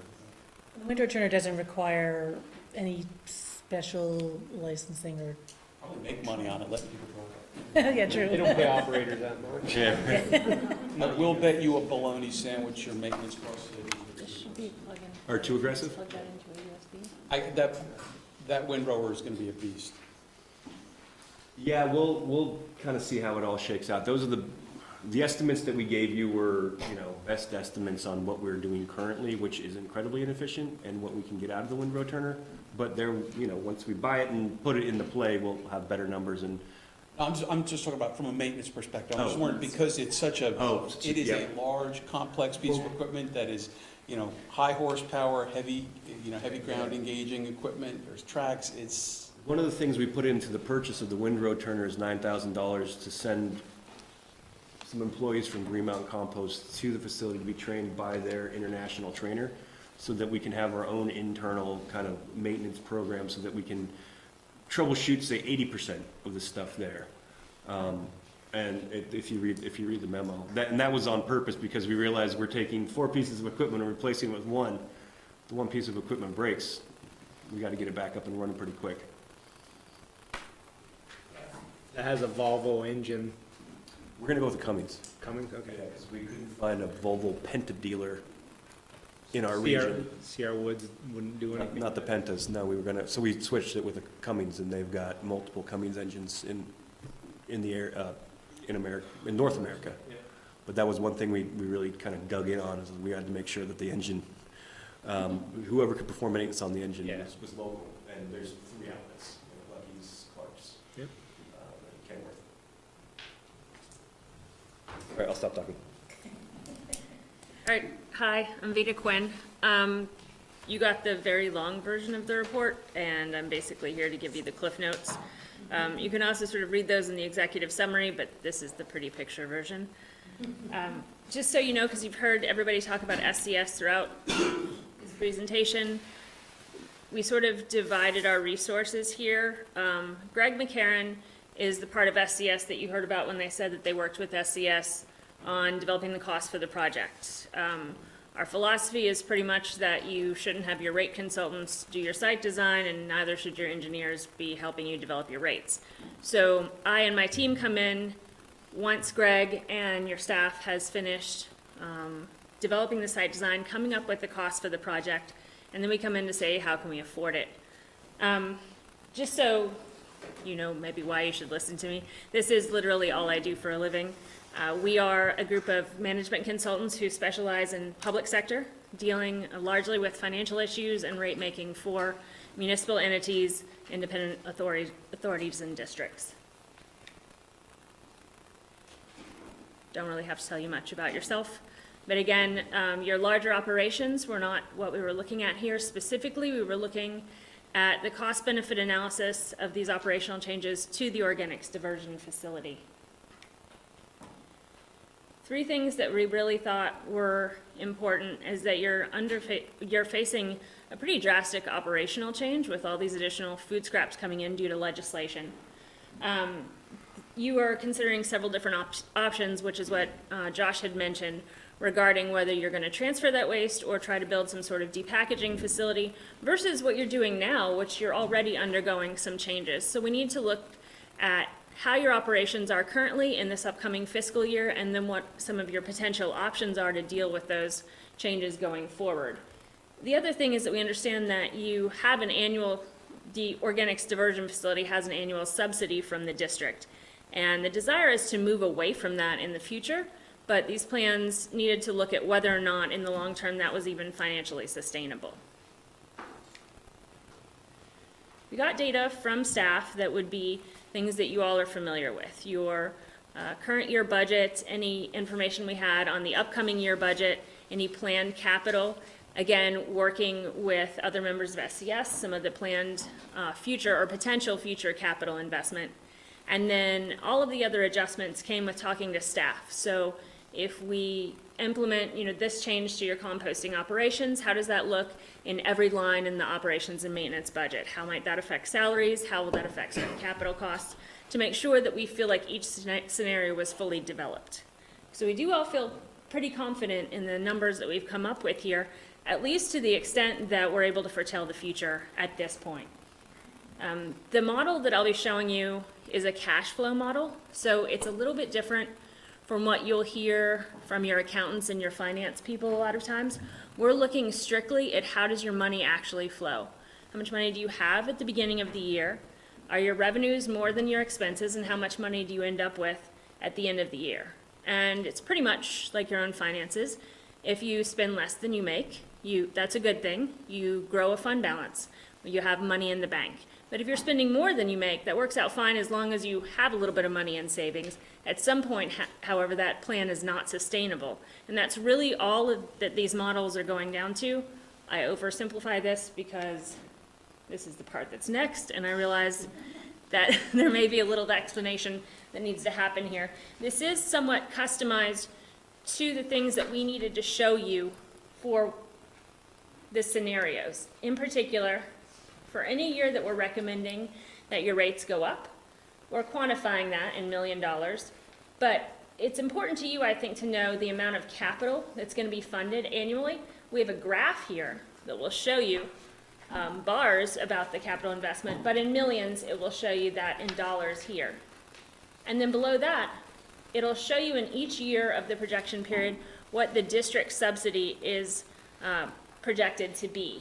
This is important to put those next to one another because you can really see how that subsidy is essentially going to pay for a lot of this capital. The other thing that's worth mentioning is that some of the indirect cost allocations that the organics diversion facility pays have changed rather drastically in the last few years. And by the time you add those cost allocations together with that cash-funded capital, that really makes up most of that subsidy. That, along with the changes that we're seeing in some of the operational costs, probably makes up the difference. And then the bottom two lines, rather than giving you a percentage increase, we just went ahead and calculated some dollar changes that we're expecting during the time frame, or that we're recommending. Hi. I was wondering, what's the 1.14 million capital in 2025? What does that consist of? That is mostly replacing the screener, which is currently about a $700,000 piece of equipment, but we're figuring by that year, the 800 with inflation, we guess to be 865, and then one of the loaders, our main loader, is going to be due for replacement that same year, so that's all capital that year. And what's the expected life of like the windrow turner? Windrow turner, we're estimating between 10 and 15 years. It depends on usage, but I think we're budgeting 11 or 12, right? 12 is what we put in. Okay, all right, thanks. So, yeah, what I was pointing out, we programmed in rate adjustments here. This model can solve for the need for additional revenue, but this is a market that you don't really have control over. If your organics drop-off rate next month is $150, suddenly you have nobody coming and you have no revenue stream. So you're somewhat tied to market forces. So instead of trying to solve for it, we actually kind of backed into it and said, what would the subsidy need to be, given the fact that we think we can raise these rates periodically every couple of years, and then what would our financial situation look like? So we programmed in an assumption of a $2 increase in the organics drop-off rate every other year throughout the projection period, and a $1 increase in material sales every other year. The average payment, and this is your baseline, this is before we look at these two scenarios we're talking about. The average district subsidy is about $1 million a year. And as I mentioned, I think the operations themselves, if you were to take those in a vacuum, are self-sustaining, meaning that there's enough revenue coming in to be able to keep the lights on and pay the people. It's all of these other things outside of that that are really generating the need for the subsidy. The total capital in the baseline scenario is almost $3.2 million over the 10-year projection period. And this graph here is your fund balance, which is noticeably empty. It should have some bars there.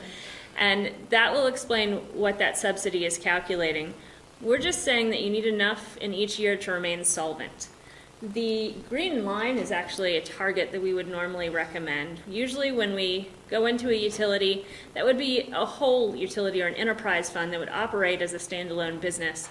You would want to have a certain minimum working capital reserve. I'm sure you all have that in the district as a whole. We generally recommend something like 3 to 6 months of operating reserves. So that line represents what 3 months of operating reserves would look like, but we're not really calculating to get there. The first scenario that we're considering is the one where you're transferring the food scraps. So you're not handling them on site.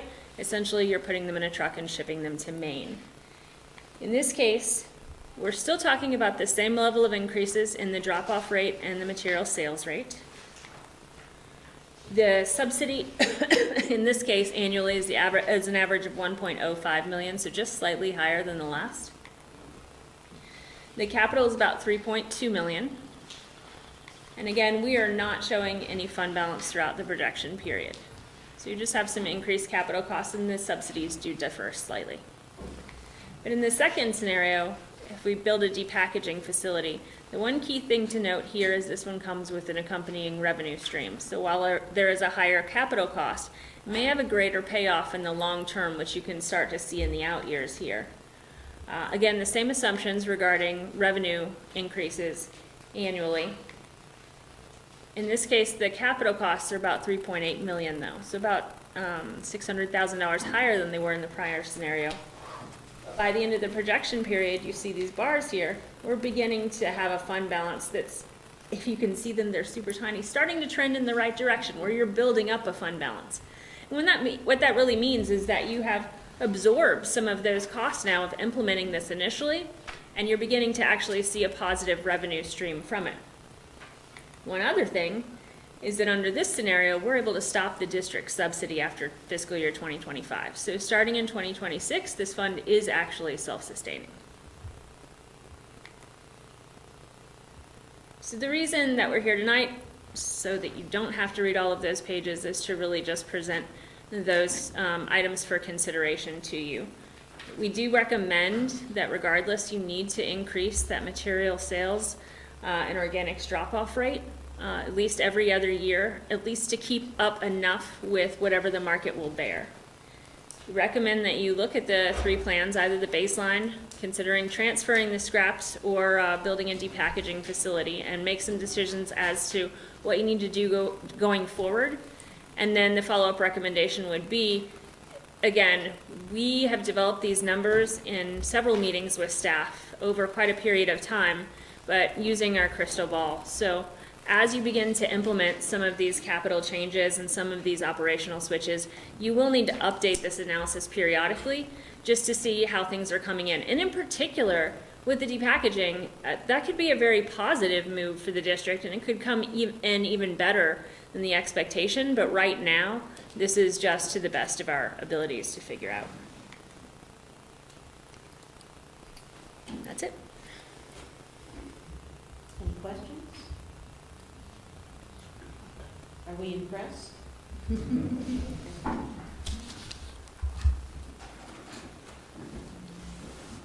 Yes, Paul? Can you speak to the capital? I'm assuming, I think that we have budgeted, at least for this year, the windrow turner, right? And will we have to bond for any of this in the next 5 years for this, for what we do? The assumption was this was all cash-funded capital. No, no. The $889,000 to get us kind of to the baseline scenario, we don't have to bond for. We can afford it in the next, but through this fiscal year and into next fiscal year. And we didn't really model our existing setup because it looked really bad. And it's because we have so much equipment that's at the end of life. So Well, because we know that we're not going to stick with that. we're not going to stick, we're moving away from that. So that's why you didn't see what we're doing now. And does that include the depackaging? So, no, the 889 is just the baseline. Depackaging, we estimated to cost about $600,000. And again, it's a bare bones depackaging. It will have more capital investment than that, in my personal opinion. But it is to get a hoop house up, a depackager, some pumps, and some tanks so that we can make a slurry. Again, we will see all the benefits of the revenue coming in, and we'll feel all the pain of the learning curve of how to start depackaging, just kind of to throw that out there. It will be, I'm not saying it's going to be perfect when we push the go button. There will be some things that will be difficult to get through. One last question, I promise I'm last. No, go ahead. No, that's all right. Do you need water for the depackaging to make the slurry? You need water. Right, and that's kind of going more in line with what Sarah had talked about last month on the dual capital plan. If we go with the MRF on the Velco property, the MRF needs water too. So we can lump that in to bring it to the MRF, bring it to compost. We will most likely bring it all the way in. If it is too capital intensive, we can always put a well in, a deep water well, which, again, it's a well. I don't like that idea. I like, good reliable water, but we'll look at it. We'll come up with the best and most efficient option. Thank you. After the commissioners speak, I'll go to you. Leslie? So I just had one question on one of the critical underlying assumptions in the modeling, just so I can understand it. On all the page 5s, you have no growth in tip fee tonnage and no growth in material sales tonnage over the projected period. So in other words, these two options, the transfer and the DPAC, were initially presented, if I understood Josh correctly, as, quote, what do we do with the rest? And so are the numbers that are in DPAC tonnage include just raw food scraps, not packaged food? It included, Is it both? it included. And that's why that has growth and the others don't? So the others don't have growth because we assume we're capping at 5,000 tons, and that's what we'll see a revenue on for both the baseline scenario and the transfer scenario. The transfer is literally, we'll just take material in. Yeah, no, I know what So that's why that doesn't increase. The DPAC should indicate a 15% growth year to year after FY '20. And that's why we get to that economic scenario that we saw, is because we're seeing the revenue from the DPAC. But we did break those out. Yes. And I think that might be some of the confusion. We're assuming that there's a certain level of tonnage that will come in regardless. Right. And then, so if you're on the depackaging scenario, there's a third set of Right. numbers there that represents the tonnage from that. It's in addition Okay, to the ones here's the above. confusion, because it says DPAC. It's, when you say DPAC to me, that means packaged organics, old, I don't know what, fish. Loaves of bread or Who knows food, what? right, sure. No, it's grocery store expired plastic packaging that Okay, sometimes but gets stuck in the machine. it doesn't say to me, it also is excess raw tipped, dropped Yeah. off food scraps from restaurants and hotels that are not packaged foods. And I'm trying to understand, is that stuff in the DPAC? Yes. Yes? Yes, Okay, because so- you can depack that stuff. The goal of a depack is to get a slurry that can be used by a digester. So if we get packaged materials or in excess of 5,000 tons, that would go through the depack. And that, the depackager would then pull out the forks and everything else out. Okay, so that's why I'm not understanding. In this fiscal '22, you've got 5,000 tons tipped, capped, for use in compost. And then you've got 8,500 in DPAC, which means there's 3,500 tons that's either packaged food or excess tipped raw organics. It's 8,500 in addition to the. Yes, I'm saying that 8,500, okay, is everything over the 5,000 that's raw stuff, plus packaged stuff. And then in 2023, there's no change. It's 8,500 2022, 8,500 in 2023, then you spend it. You have to look at the bottom line. So the total depackaging tonnage, it's showing you the percentage change. So it's pulling the number from the year before and then adding to it an additional percentage, and then, so in 2023, it's 9,350. And that 9,350 comes to the I top in see, 2024, you add that 10%, it's the 10,285. It's so that you can see what our growth assumptions were regarding how that tonnage would go. I see, okay, I just didn't know how to read that. Okay, thank you. Logan, did you have a question? It was sort of to follow up on the idea that maybe this is a really conservative projection. We'll see more positive sort of revenue growth with the DPAC plan. And in my paranoid ways, what's a worst case scenario of building a DPAC?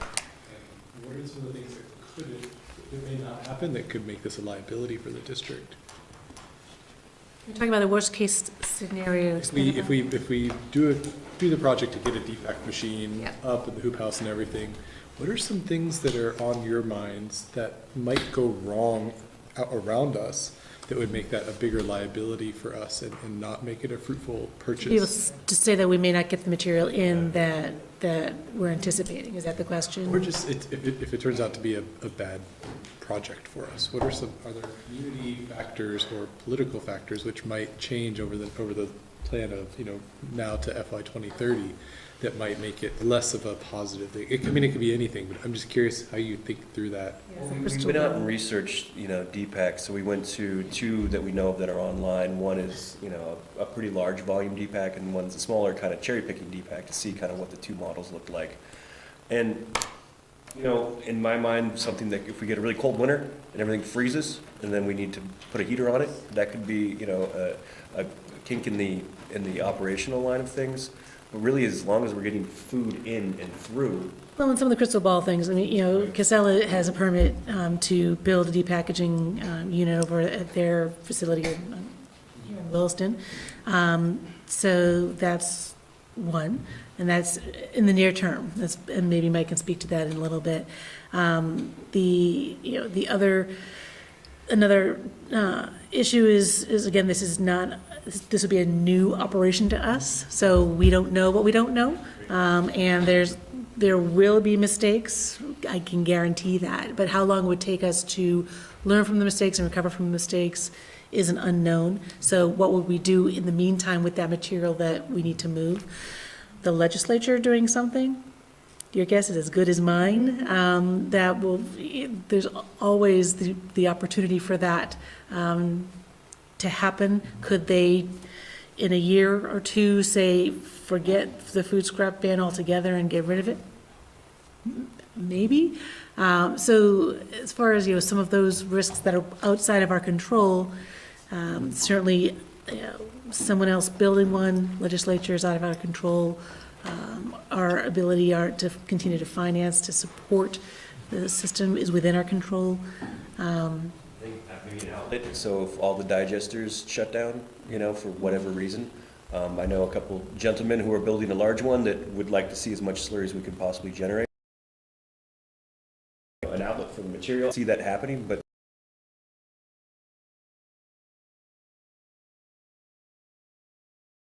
there are wastewater treatment plants that have digesters. Maybe we invest to get it to them. So that, those are, what comes in, how we process it, and what goes out. Can anything go wrong with that? We've looked at it, and Abby, did you have a question? Yeah, there are some, competing it becomes a commodity, the slurry, and so there are some competing markets for that around New England. I don't know what the whole scene is, but there are more people building digesters and wanting the materials, and then there's a whole trucking and hauling industry that has cropped up to take the packaged food to places afar, so we would be dealing with it closer to home, but it's still, those things exist and they're pressures. people are investing in digesters, and digestion's not easy. You can, a lot of people breeze over like, oh, digester, it's fine. That's a really difficult thing. So taking on that operational liability and that financial liability, they're gonna want the material that we generate. Leslie?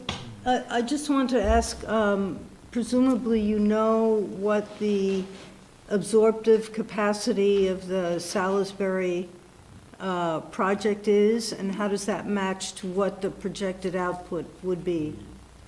We would not be able to supply all of their needs, so they would be able to accept everything that we would produce. Over how many years? 40 years. As far as we can see? 40. Oh, okay. Long enough for me to retire? I'll be checked out long before. Mike Casella? No, I think we are planning on building a DPAC down the road, so that probably changes your economic models just a little bit, having two players in the market. On our piece. So we got all our construction bids back, we've got all our permits. We are planning to award a bid on the 15th and hope to be up and operational in early August. Like, how many tons are you thinking that you'll be able to handle through your DPAC? I think that was kind of some of the discussions with staff too, from CSWD and, you know, was being able to kind of give you guys that breathing room to say, hey, how many tons do you want to run and operate your facility so that you don't have to go do that $4 million capital investment, that we can handle that material. So we're looking at around 11,000 tons. Most of those are on our current trucks or customers that we're already dealing with, where we're actually sending that material down to Massachusetts or Connecticut to another DPAC. So we're looking at that transportation. And I think there are a lot of risks in the business right now too. I think it is completely new. It's all about your BOD and how much energy can you actually produce from that liquid, and what are the plastics going to be in there? What's the legislature going to do with that? How are you going to manage that? And how sustainable are some of these digesters? I think some of them are operate very well.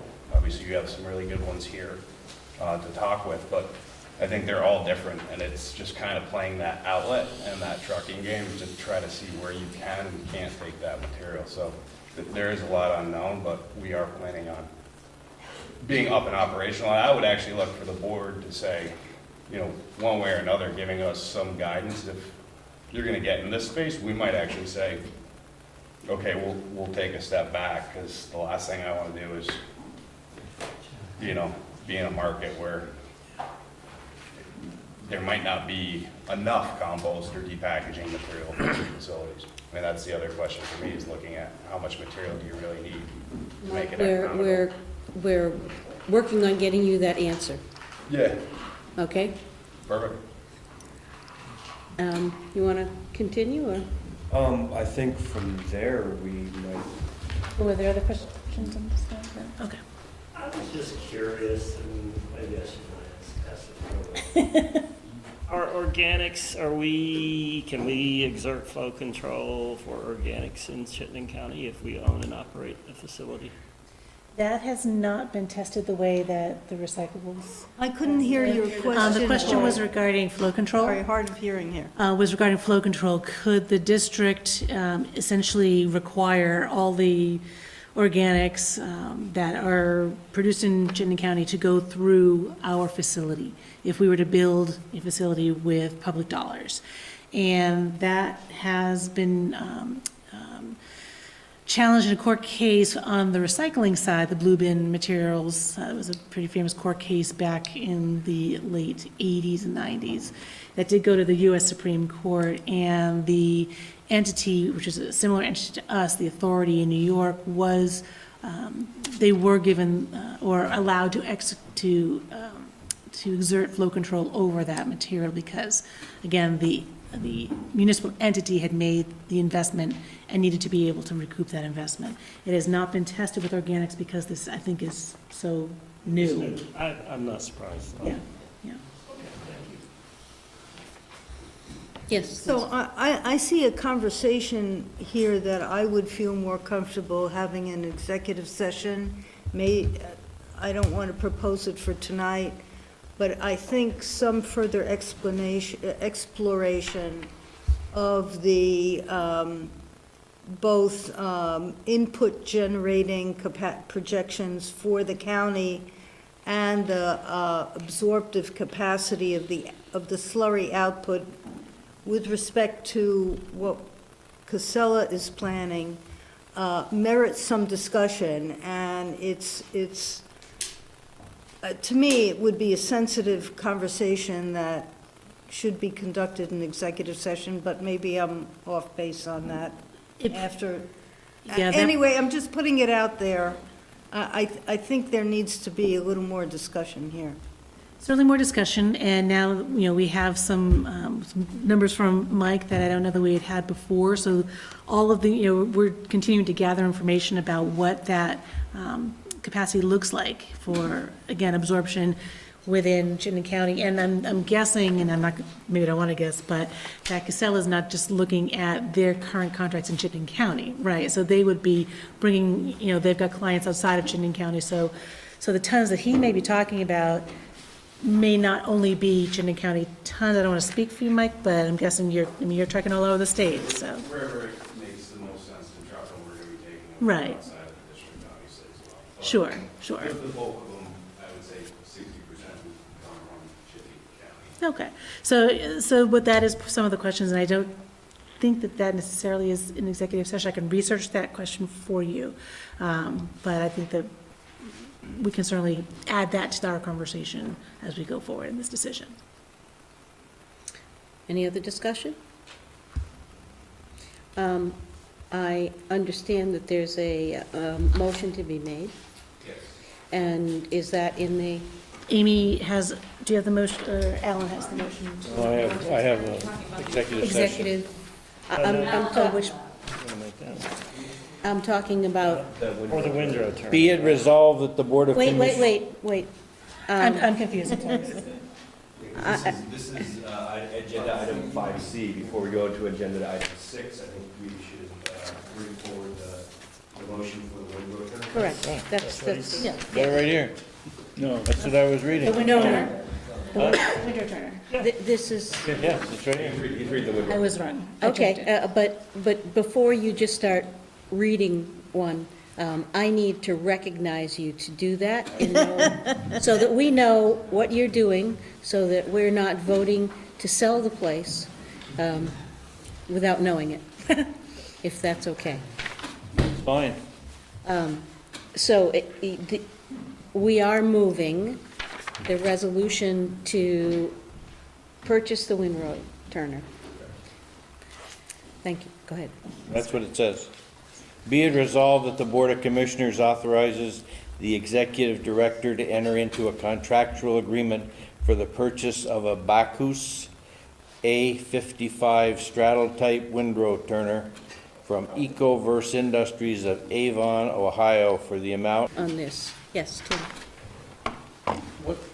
So the total capital plan that was presented talked about all the site improvements, and then the capital, and then the windrow turner and the dump truck, right?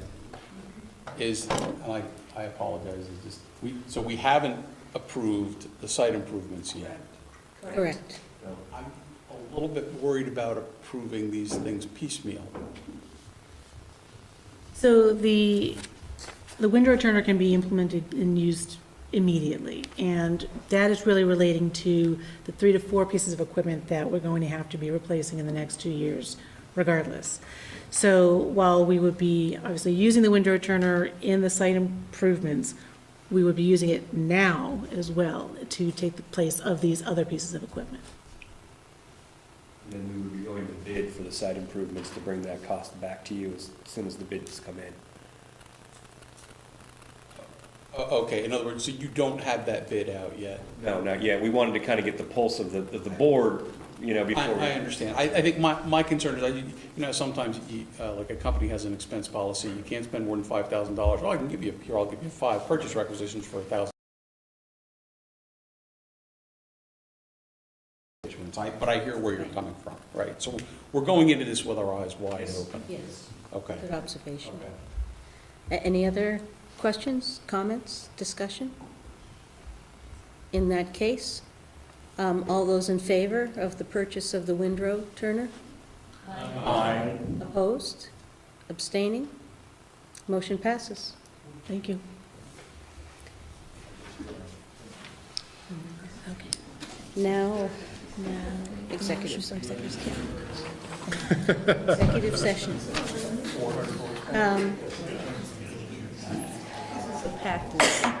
Quiet. This is a packed agenda. Really? Please, we're not done. Abby? Not ready. Go I ahead. move the Board of Commissioners of the Chittenden Solid Waste District go into executive session to discuss contract negotiations with respect to the organics diversion facility, where premature general knowledge, public knowledge would clearly place the district, its member municipalities, and other public bodies or persons involved at a substantial disadvantage, and to permit staff, other invited interested parties, and the solid waste district attorneys to be present for this session. Second. Second, any discussion on this? All those in favor? Aye. Opposed? Abstain? We're in an executive session as soon as the... Thank you, guys.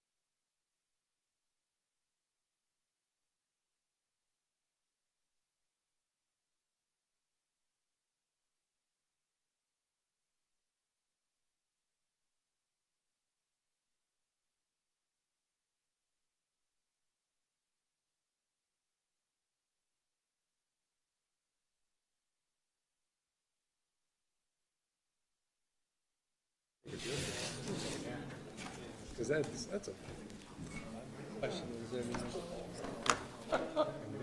contain and are able to What the heat. next step is. A It's not timeline. like throwing 6 darts at the board at the same time.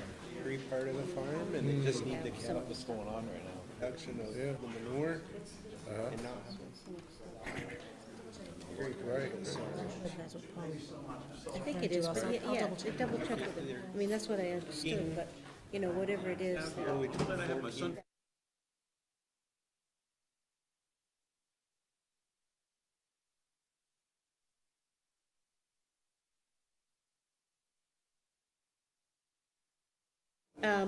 Back in session. Leslie?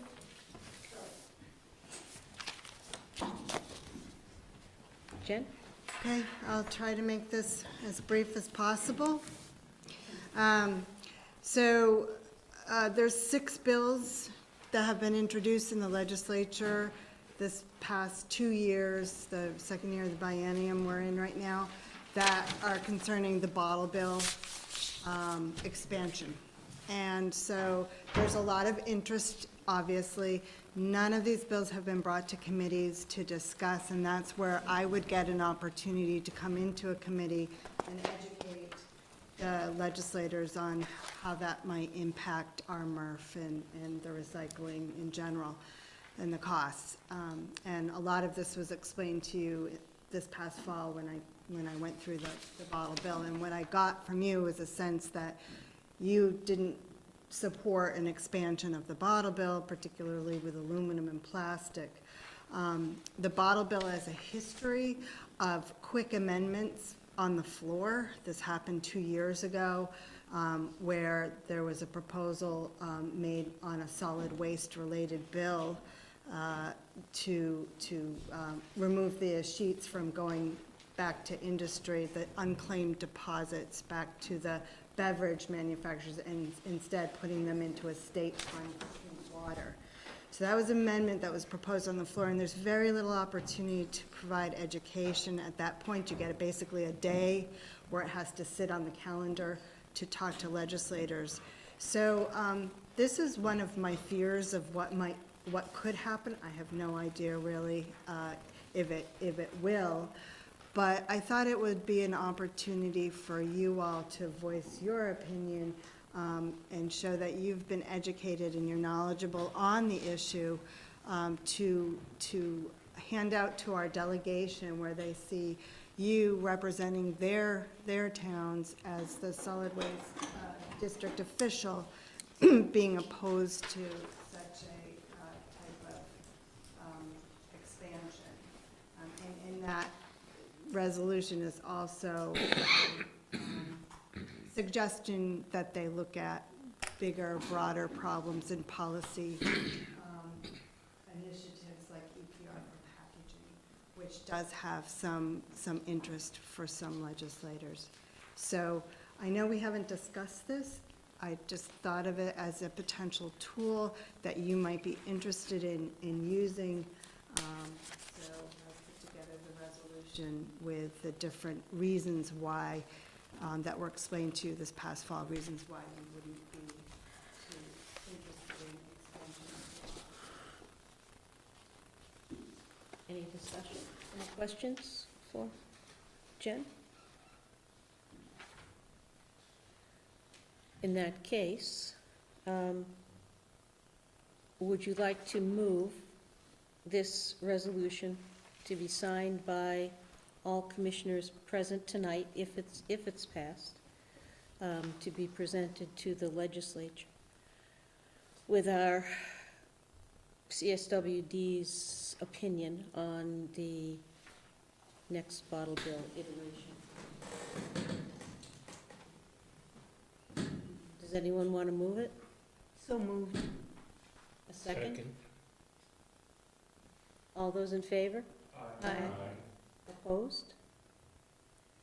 Your resolution is passed? Thank you. Okay, one abstention, sorry, I missed it's late. Missed that one.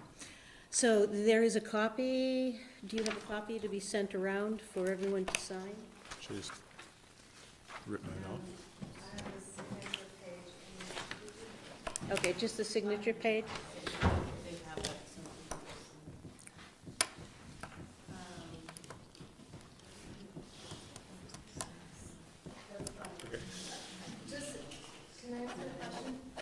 Yes. Because we don't have some of the commissioners here and Abby's abstained, do you feel like we should have them put the name of who what town they represent? That's not on the form, so. does that make sense? Would you like to write your town underneath your signature? I think that makes sense. So to please add the towns that you represent. Can we get the other commissioners to I would possibly appreciate stop by that. the office? We will make sure that They have an opportunity? Yep, that they have an opportunity, absolutely. Yes.